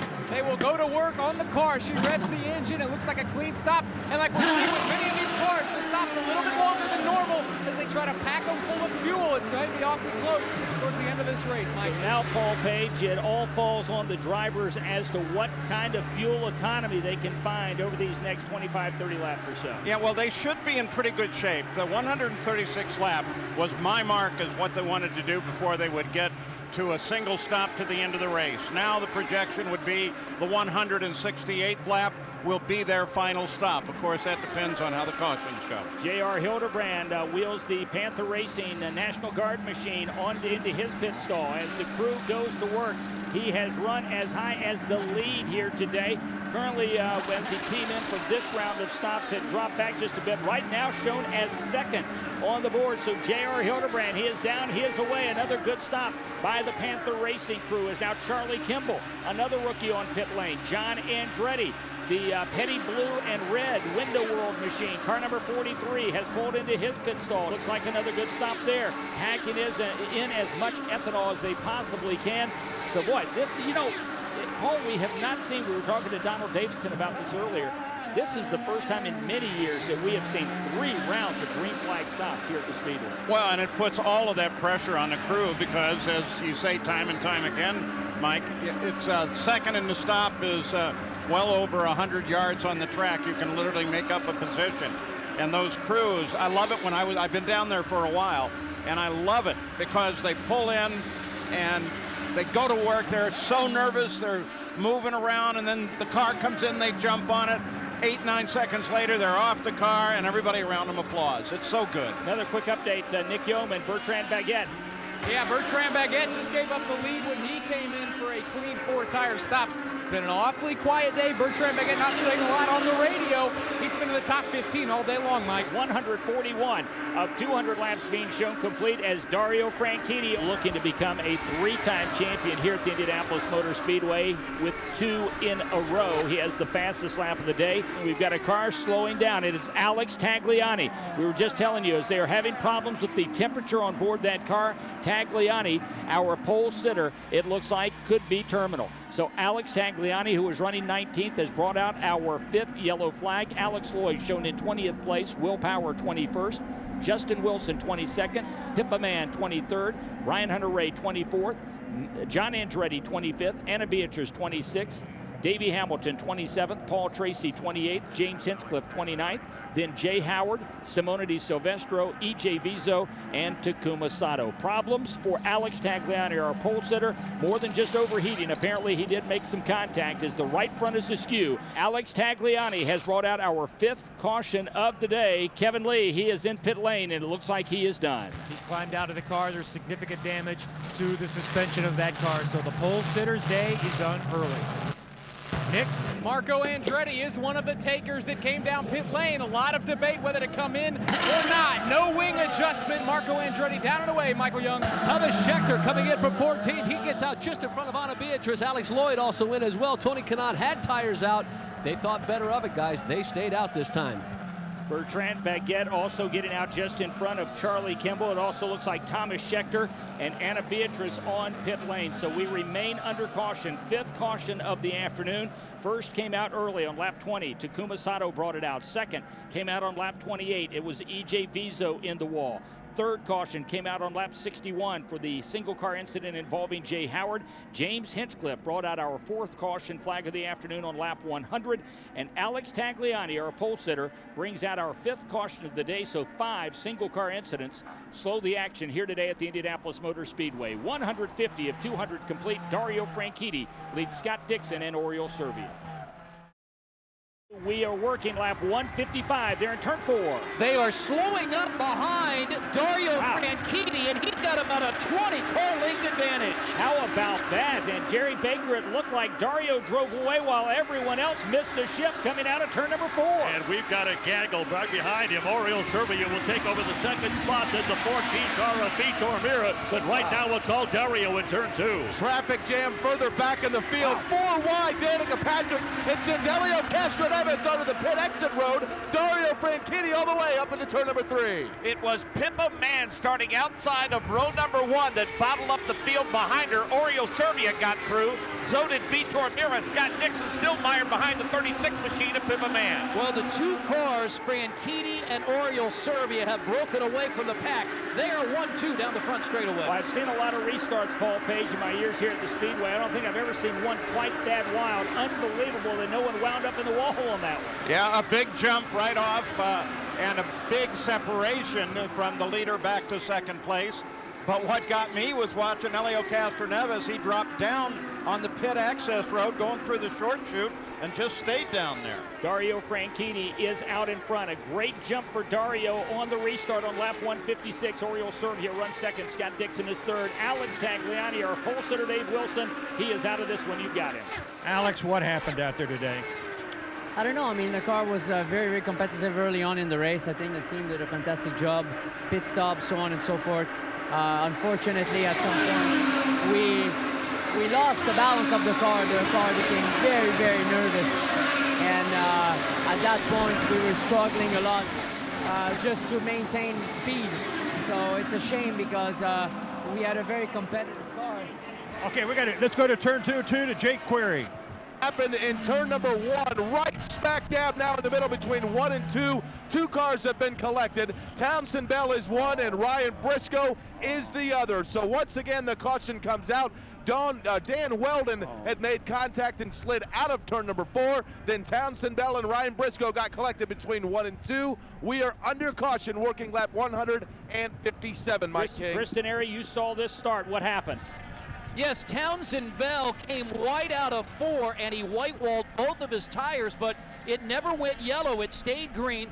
He corrected it and went down to the inside by the pit wall, and then he must have slingshotted back in front of somebody. So it really created the problem out of turn 4 when he hit the outside wall. But again, he kept it underneath him, and it never went yellow. It stayed green, but then the problem's down in turn 1. Helio Castroneves, who avoided carnage on the restart, is back on pit lane. He has sheared the right rear tire right off of the wheel, so he comes back in with all 4 wheels intact, but only 3 tires. So the crew will go to work on the Shell V-Power car. Helio Castroneves, Nick Yeoman in front of you. Yeah, boy, and this just caps off what you guys have talked about, a miserable day for Team Penske. Will Power had problems early on pit lane, and this caution is going to really end the days for Ryan Briscoe and Helio Castroneves in terms of trying to win the 100th anniversary of the Indianapolis 500. Well, unfortunately, our first multi-car incident of the day involves Townsend Bell and Ryan Briscoe. They got hooked up in turn number 1. Looked like they might be able to stay off the wall, but then they both slid out. Gravity just pulled them. Centrifugal force just pushed them out to the outside safer barrier. And Jake Query, a lot of damage to those 2 cars. It looks like, though, both drivers are awake and alert and could be okay. And that is the good news. And, of course, Ryan Briscoe, we saw a year ago, he told me that the trickiest thing in coming out of a caution is to wonder how long it's going to be before those tires fully grip. It bit him a year ago when those cold tires got Ryan Briscoe coming off a restart. And now for the second time in 3 years, Ryan Briscoe's day at the Indianapolis Motor Speedway has come to an end due to contact. This time it's with Townsend Bell, but as you said, Mike, as that safety team works on them, both of them are out of the car. Well, that leaves only 1 Penske car still running, or at least running in any type of contention, as Helio Castroneves has had his problems. Will Power is on pit lane. Nick, you are watching, Danica Patrick right now. Yeah, Danica Patrick now leaving pit lane. It's getting awfully close to see if cars can go the rest of the way. Her teammate Marco Andretti, some second guessing. He came in earlier. Michael Andretti got on the radio and said, hey, we should have left you out. Don't worry about it, P10. Marco's obviously going to move up a little bit here with the pit sequence, but Danica Patrick may be trying to play the strategy card. Yeah, and unless they get a lot of help with several more laps under caution, you're not going to be able to do a 41-lap stint on 1 load of fuel. Let's go to Michael Young. Yeah, big restart that last time for Thomas Scheckter. 8 positions, guys. That moves him up to 7th. Tony Kanaan currently running 5th. They said they're going to be good to go with 1 more stop. Same thing for Scheckter. Let's go to Dave Wilson. We're down here with Ryan Briscoe. Ryan, what happened out there? I saw Townsend had brushed the wall up in 4, and everyone was sort of going down the inside, and I was just following through on the inside into turn 1, and he just came down, pinched me. We got contact, and as soon as we made contact, the wheels interlocked.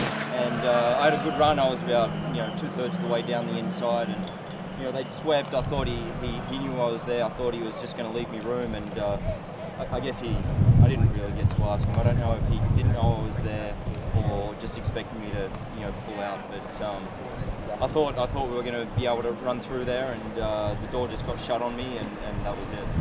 So Ryan Briscoe leaves the Indianapolis Motor Speedway disappointed once again. 6 cautions today for soon to be 39 laps. We have had 7 different leaders. The lead has changed hands 17 different times. Scott Dixon has led the bulk of those laps today, 66, but his teammate Dario Franchitti has 51 laps led under his belt. Alex Tagliani, our pole sitter, led 20 laps, but retired a few laps earlier. Here comes J.R. Hildebrand, the Panther team, playing some strategy. The same with the 10 car. Here is Dario Franchitti also on pit lane. So Dario Franchitti heads towards Kevin Lee. Kevin? Franchitti may be able to go the rest of the way. It's going to be awfully tight, though. They would have to have some caution. There's no way that you can do it.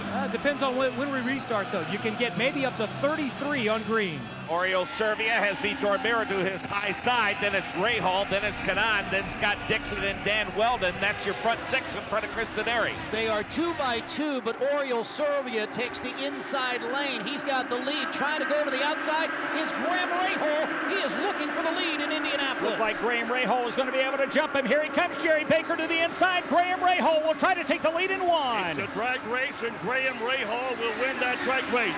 Servia runs second, and they head up into number 2, and Dixon fills the number 3 spot. Been 25 years since Graham Rahal's dad took this race. Now he takes the lead. Little further back, Thomas Scheckter on the move. Graham Rahal in the north end. A hearty cheer went up in front of the fans. Tony Kanaan has some company to his bottom side in that battle for 5th. Sliding by him, the 07 machine of Thomas Scheckter. It was 1986. His dad, Bobby Rahal, won the 500. Fist and arms in the air. The Service Central machine.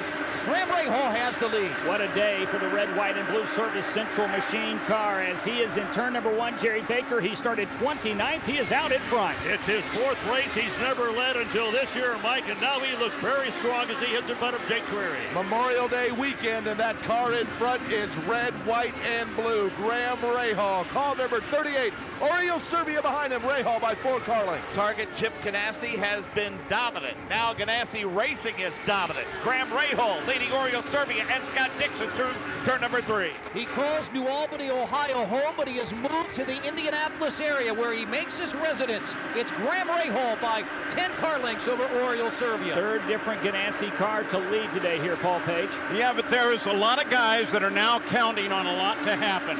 Rahal, Servia, Dixon, Weldon, Kanaan still have to stop.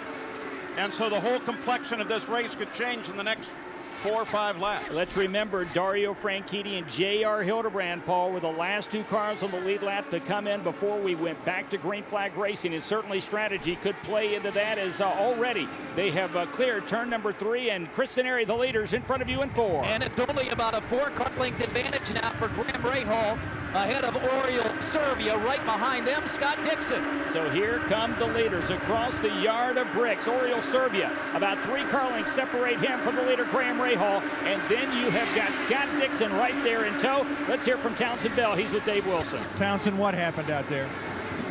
You know, we got into 1. It was a crazy restart. Got into 1 and hurt inside, left some room, got clipped in the left rear, got sideways, saved it. And I thought I was all right, and then he just, I don't know, he'd lost control at that point and just cleared me out. So I just hate to end this race this way. We were running strong all day. We had a top 5 car, and to bring it home in a dumpster is really disappointing. Oh, we keep our eye on Scott Dixon, and Scott Dixon, it looks like Jake Query has gone to 2nd place. As they do that, Graham Rahal, then Dixon and Servia, but Tony Kanaan is a man on the charge. He's right on the heels of Oriol Servia. TK to the inside. He's going to move to the top 3. He fell back a couple of spots on the restart. Now all of a sudden, TK hits the button. He moves to 3rd in Indianapolis. And TK has a lot of fans here in turn number 4. It's Graham Rahal by 10 car lengths over Dixon, then Tony Kanaan and Oriol Servia. And Paul Page, there's no denying the fans want to see Tony Kanaan in this one. We could hear the crowd roar over our headsets here in the booth when he went to 3rd place. That's one of the things that makes the Indianapolis 500 so special, when you can hear that crowd, hundreds of thousands, and they are louder than the cars on the main straightaway. Graham Rahal is out in front. 170 of 200 laps are complete. Scott Dixon runs 2nd, but Tony Kanaan is on the charge. He is 3rd. Oriol Servia is 4th, and Dan Weldon is 5th at the 100th anniversary running of the Indianapolis 500. We'll watch them come through corner number 4 and on to the front stretch. The first 3 cars running right together on the racetrack. And Dixon makes a move on Rahal, and Scott Dixon takes the lead again. Scott Dixon has gone back in front for the 500. Scott Dixon is leading once again, passing Graham Rahal. Scott Dixon is back in front. Now we'll watch to see if Rahal can maintain that 2nd position as Kanaan continues to charge forward.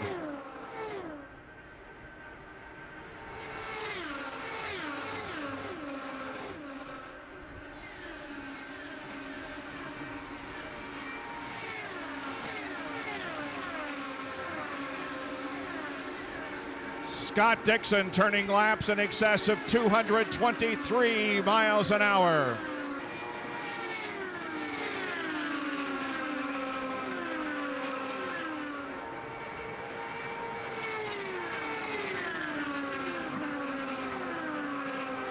Down the front stretch they come once again with Kanaan right behind Rahal. Kanaan makes a move. Kanaan is second.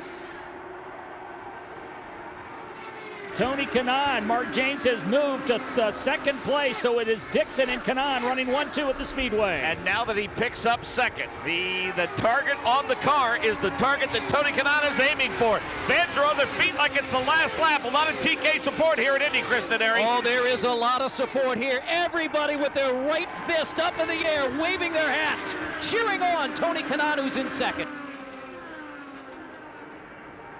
25 car lengths separating first and second place, and Paul Page, the fuel strategy could come into play if we have another yellow. If not, everyone is going to have to stop at least one more time. Well, at least the front of the field is. It's getting to that point where it's very hard to figure out, and everybody's keeping it very close to their vest. The yellow coming in there did allow them to stretch their normal 32 lap interval, but it still seems like there's no question everything at the front, at least the front five, probably have to see the pits just any time now. Tony Kanaan last time by at 221.782 miles an hour. He has made quite a charge after he was shuffled all the way back to 24th place after the second round of pit stops. He missed his pit stall because of another car, but here comes Graham Rahal going for second and wide. And he will get second place. Mike, he's at the inside with those left wheels of the white line. He is now in number 2 spot in turn number 2.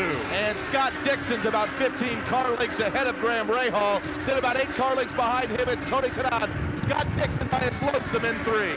Plenty of room for Scott Dixon down this 5/8 of a mile back straightaway. There goes your leader, then Graham Rahal, then Tony Kanaan, then Oriol Servia, then it's the 98 machine of Dan Weldon. You know, guys, Scott Dixon enjoyed watching Rahal and Kanaan battle for second because he's now got about a 30 car length advantage in first. Paul, what do you think? No pressure on these pit crews this final stop, huh? No, they're just relaxing in the sun. Nice warm day in Indiana. I see one crew already out, one car on the pit road. I think that's Weldon. Looks like that is Dan Weldon, is it? Yes, it is. Dan Weldon, the 2005 winner. He's going to come to pit lane with 177 laps complete. So Dan Weldon, Kevin Lee, will roll towards you for his final pit stop of the afternoon. So this is it for Dan Weldon. We know he's going to be safe. We think Dario Franchitti and J.R. Hildebrand are the only ones that have an opportunity to go the rest of the way, but they are going to need some yellow. Dan Weldon can stay clean and green the rest of the way. He has no concerns about fuel, and the William Rask car is away. So Graham Rahal now dives onto pit lane. So Michael Young, here comes Graham Rahal, his final stop of the day. It's a big one. Yes, indeed. Graham Rahal pulling into his marks. He hits them perfectly, giving up second place. All 4 tires coming off. They're going to get enough fuel in it to get him to the very, very end. Here it goes, down and away. The fuel hose is away. Graham Rahal. Let's go down to Kevin Lee. Oriol Servia was running in 4th. Newman Haas has won 8 championships in IndyCar racing. They have not won the Indianapolis 500. Servia still has an opportunity to get it done today. His final stop. Servia is not going to beat out Graham Rahal. He is away and back on the track. Scott Dixon is now on pit lane. Tony Kanaan is now on pit lane. So Tony Kanaan, Michael Young coming to you. Biggest stop of the day for TK. TK needs a good one here, guys. Remember that little incident with Pippa Mann that he had earlier in the race. Looks perfect thus far. All 4 Firehawks are on there. He's finishing with the rest of the fuel. He's down and away. Let's go to Kevin Lee. Last year, Kanaan ran short on fuel. He's not going to have any concerns this year. Scott Dixon is in up at the front of pit road. He's not going to have any concerns either. Different strategies for Ganassi, so he's got all the bases covered. Dixon is going to beat Kanaan out. He's safe to go. The question is going to be fuel for Ganassi, Nick. Yeah, new leader on the track now is Danica Patrick. She is taking the lead. The word from her pit, though, is that she cannot make it. As you mentioned, it looks like it's going to fall into the hands of Dario Franchitti. Danica is going to have to come in around lap 190, guys. Yeah, Dario Franchitti and J.R. Hildebrand, and they need help, Paul. They've got to have some help in order to get to the end of this one. Without a couple of laps of caution, they will also have to come in as well. Well, the whole fabric of this thing has just changed, and as predicted, Danica is in front, followed by Scheckter.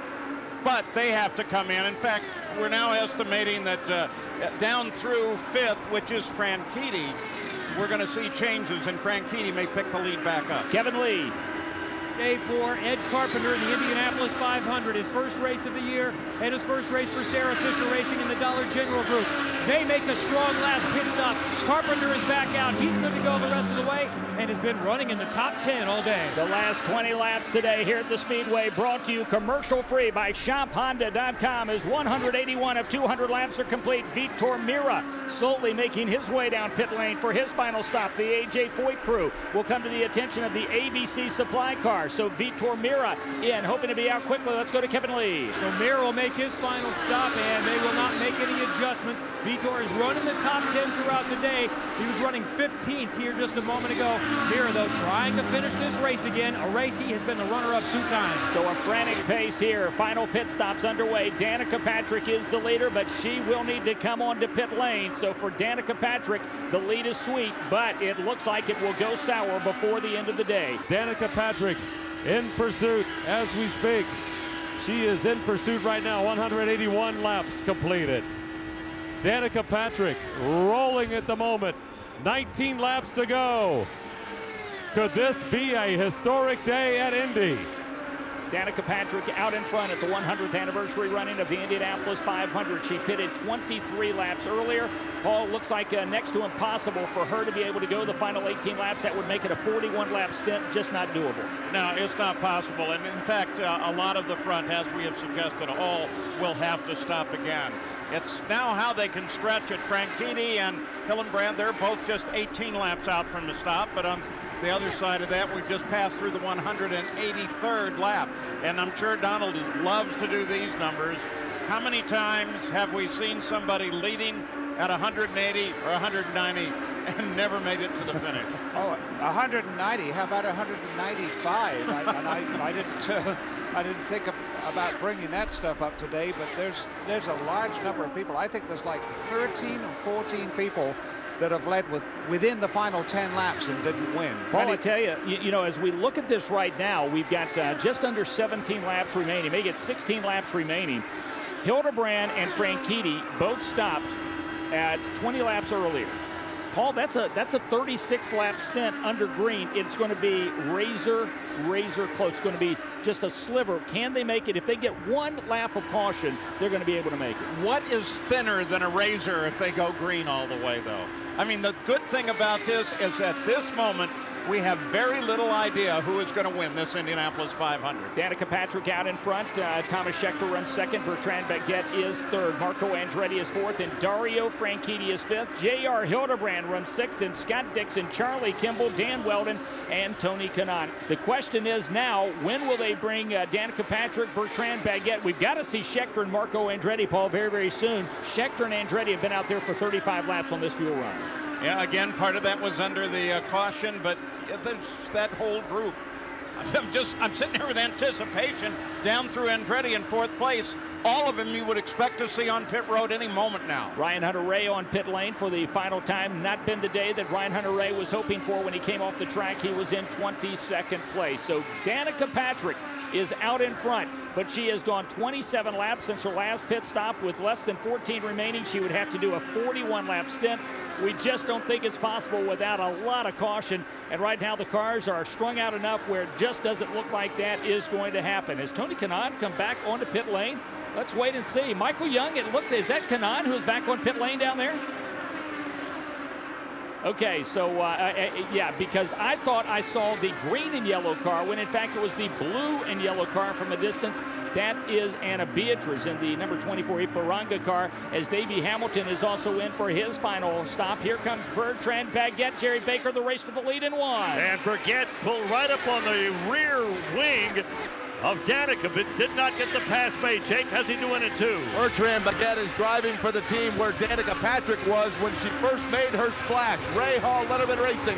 Bertrand Baguette, 3 car lengths behind that number 7 machine. Quietly efficient day for Bertrand Baguette in the one-off of the number 30 machine as he stays in the tire cracks of Danica Patrick to the short chute in the north end. She was third back in 2009. She's got about a 3 to 4 car length advantage on Baguette as Danica Patrick down the front straightaway. Both of them have to make stops, but here comes Baguette. He wants to lead the 500-1, Jerry Baker. Only his second attempt at the 500. He's got that lead right now. You begin to wonder, is Danica trying to conserve a little fuel? Jake, they're in front of you. And Danica Patrick now about 8 car lengths back. Bertrand Baguette, this race has been a lot like his personality. Quiet and efficient. He's your leader right now. Bertrand Baguette at the midway point of the back straightaway has about a 5 car length advantage over Danica Patrick, another leader here at the Indianapolis Motor Speedway. Just behind them runs Marco Andretti, then Ed Carpenter, then the number 10 machine of Dario Franchitti. He's in the Rahal Letterman Lanigan Racing machine. Bertrand Baguette, he's opened it up about a 10 car length advantage on Danica Patrick. Thomas Scheckter just made his final stop. We see Marco Andretti still out on track. Paul Page, he has done 39 laps on this stint, but he did have some caution flag laps included in that. Yeah, and he does now have a pretty good reputation for saving fuel as well. So it's not going to get him to the finish, but if it gets him closer and closer to another possible caution flag, which is what everybody is wondering about now, who knows where we end up. Here comes Weldon, by the way, making a move on the front stretch. Dan Weldon, 3 wide, is going to go underneath the lap car of Paul Tracy as we continue to watch Danica Patrick's crew laying out and waiting for her. Visit shophonda.com.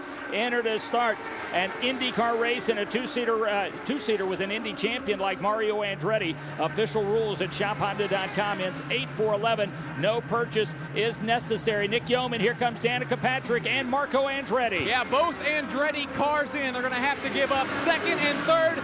They tried the fuel strategy card, and then it just didn't work. Danica Patrick's going to put on 4 tires and pack the tank full of fuel. She doesn't need much.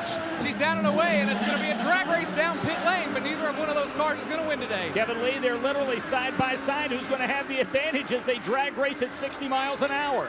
You watch them come down the main straight, down the pit road, and it looks like Danica Patrick, as she went by me, might have nosed just in front. So it is Danica Patrick who will come out in front of Marco Andretti, but they will give up valuable track position as Bertrand Baguette is currently the leader. Dario Franchitti runs second. J.R. Hildebrand is third. Keep in mind, Franchitti and Hildebrand, they stopped 27 laps earlier. With 9 laps remaining, they've got to go 36 laps, essentially on a green flag run. Paul, we just don't think it's possible, but who knows? Dario Franchitti seems to be the king of saving fuel. I'm kind of watching the scoring as they came out of the pits, and right now, my guess is Dixon and Weldon in the next few laps are going to end up first and second. Hildebrand has slowed on the previous lap. JR is certainly trying to save fuel, Paul, as he did a last lap at just over 215 miles an hour. Yeah, which means that he's obviously nursing that car in a little bit. So the faster cars have been running well up at the 220, 219 mark. Bertrand Baguette out in front of Dario Franchitti. 4 seconds the differential. J.R. Hildebrand has now dropped 10 seconds behind Baguette, but he runs in third place and trying to make as much fuel as he possibly can for these final 8 laps. Let's go to Kevin Lee. Dario Franchitti was just told he needed 4.4. That's 4.4 miles per the gallon. Last year, when people were trying to stretch, they were trying to get 4. Dario's response was, "You're dreaming." So Dario Franchitti tells his crew, probably, Paul, the way it is, 4.4 miles a gallon. He'd have to be crawling around at probably 175 miles an hour to do something like that. Yeah, it doesn't look good. Now, the other question becomes, what if one of these guys runs out of fuel and runs out on the racing surface, and they have to go yellow for that? If you get off the surface, the officials aren't going to go yellow here in the closing laps of the Indianapolis 500. Bertrand Baguette driving for Rahal Letterman Lanigan Racing. The young man from Belgium is out in front here at the Indianapolis Motor Speedway. Our 9th different leader of the day. 22 lead changes here today. It is Baguette, Franchitti, Hildebrand, Dixon, and Weldon, your top 5. Graham Rahal trying to fight back as he is currently 6th. Tony Kanaan had fought his way into the top 3, all the way up to 2nd, but has now fallen back to 7th. Then Oriol Servia, Will Power, and Thomas Scheckter, your top 10, as we now begin to click down the final laps of today's race. Visit shophonda.com. Enter to start an IndyCar race in a 2-seater with an Indy champion like Mario Andretti. Official rules at shophonda.com. Ends 8-4-11. No purchase is necessary. Dan Weldon goes side by side with another former winner, Buddy Rice, in turn number 1, and he will clear Rice, who is running 1 lap down at this this point. Bertrand Baguette is the race leader, but does not have enough fuel to finish this race. We should see Bertrand on pit lane any moment now. Right now, it is the number 12 Verizon Wireless car, Paul. There is Team Penske's best bet or best hope to win here today as Will Powers in for his final stop. And keeping an eye now on what Dario Franchitti is going to be capable of. The laps are rolling down. 5 to go, and we're getting the word that he's feathering it a bit, trying to save some fuel.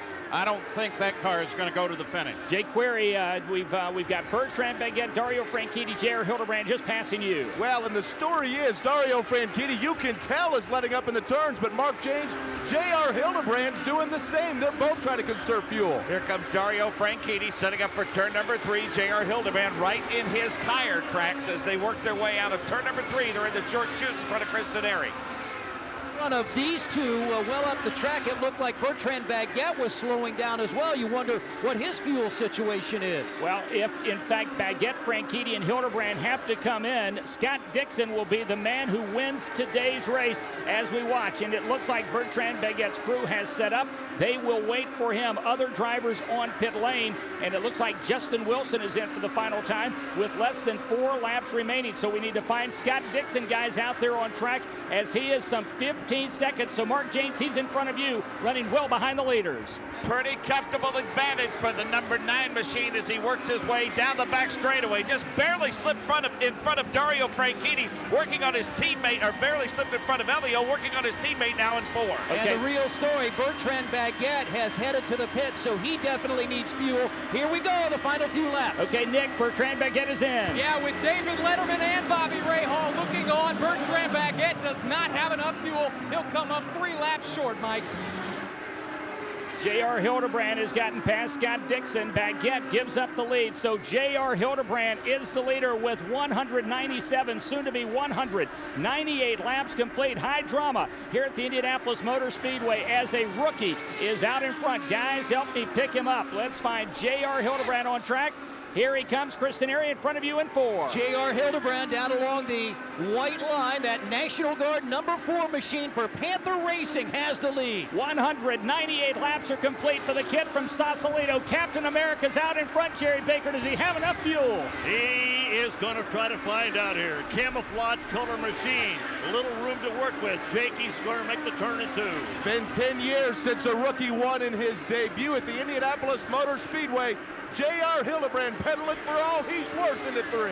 All around the world, our servicemen and women on this Memorial Day are pulling for J.R. Hildebrand in that National Guard entry. Cristaneri, he slows a little bit, but he's probably conserving fuel as he comes out of turn number 4. Yeah, he is very slow, and for Panther Racing, they have been the bridesmaid here the last few years. Here he goes, the final lap. Across the line, J.R. Hildebrand will see the white flag. Jerry Baker, final lap, can a rookie win it? His best finish of the year, 10th. That's going to improve dramatically, Jake, as he comes to turn 2. He's hoping that wind can push him through. J.R. Hildebrand trying to conserve fuel, trying to do the unthinkable, win his first Indianapolis 500. He's already in 3. J.R. Hildebrand with a huge strong of fans on their feet, fist pumping, caps waving. He comes out of turn number 3. Here he comes, the National Guard machine with J.R. Hildebrand down along the white line.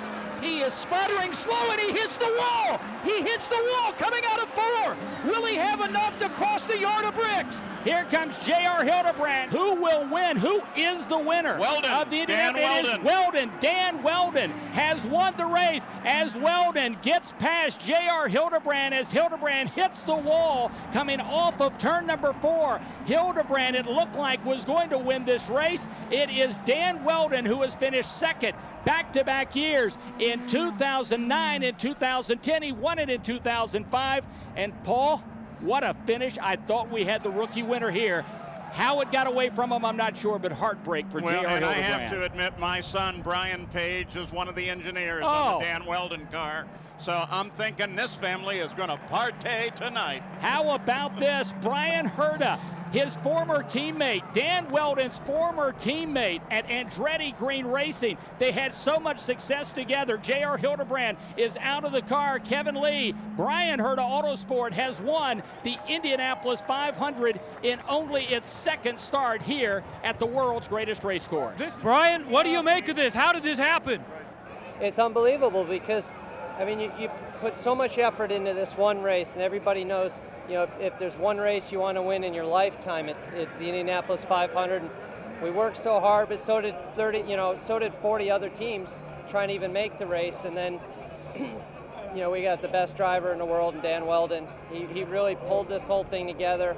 Our crew guys, you know, they were faultless. We haven't done a pit stop all year. The first pit stop we did all year was the first pit stop in the Indy 500, and those guys were faultless in the pits. Dan was faultless on the track, and you know, we were able to bring home a win. Think about this too, guys. The number 98 car, the Agajanian angle, and that's why they chose that one. Nick. Yeah, the sweet taste of victory, the agony of defeat. J.R. Hildebrand got on the radio and told the guys, I am so sorry. Out of 4, hits the wall with the lead. John Barnes and the Panther guys down here absolutely speechless. JR, can you even describe in words how you feel right now and what happened? Man, you know, we were obviously way at the end of, you know, a fuel stint, and I just thought, you know what, I'm gonna get around Charlie. I knew that the guys behind me were coming, and I thought I don't want to have to stop going through turn 4 and have these guys back up on me. You know, we were super tight on fuel, and so I went to the high side. As soon as I got up there, I just got up in the marbles and, you know, pushed up in the wall.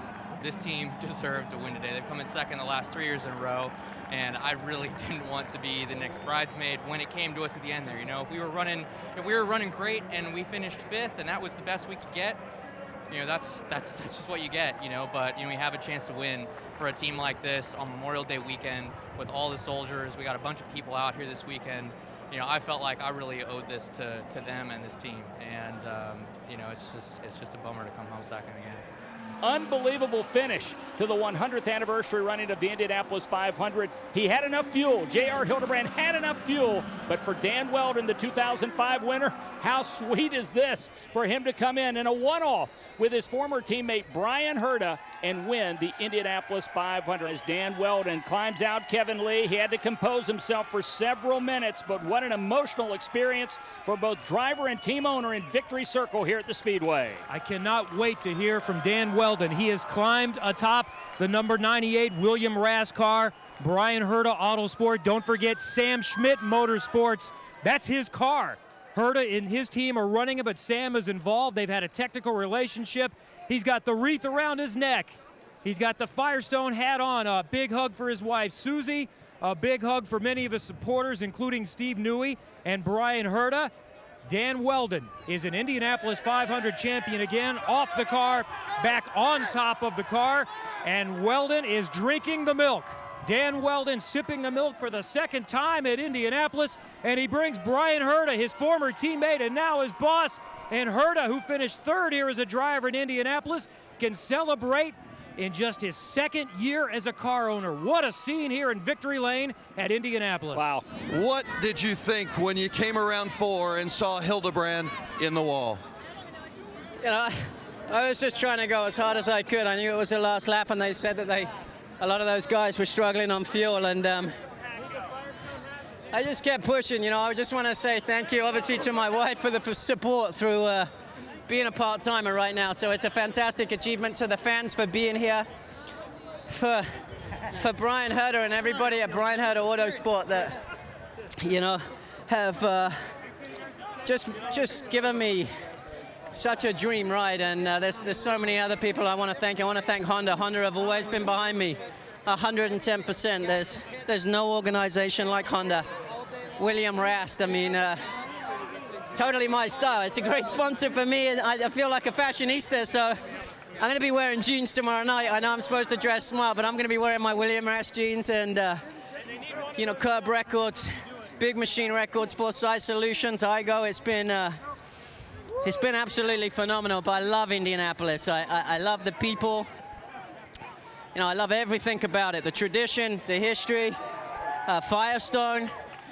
I don't know what to say anymore. I'm not. Take us back to the moment that you actually saw Hildebrand in the wall and you knew you were going to win the Indianapolis 500. I just felt a lot of relief. Obviously, I knew it was okay because I could see him moving, but you know, it's an incredible feeling. I've been runner-up the 2 years before this, and I never gave up. I mean, there's a lot of great storylines today, and I want to say hi to my family back home and my mother. And, you know, the Alzheimer's Association for giving me the opportunity to represent them. It's just an incredible day.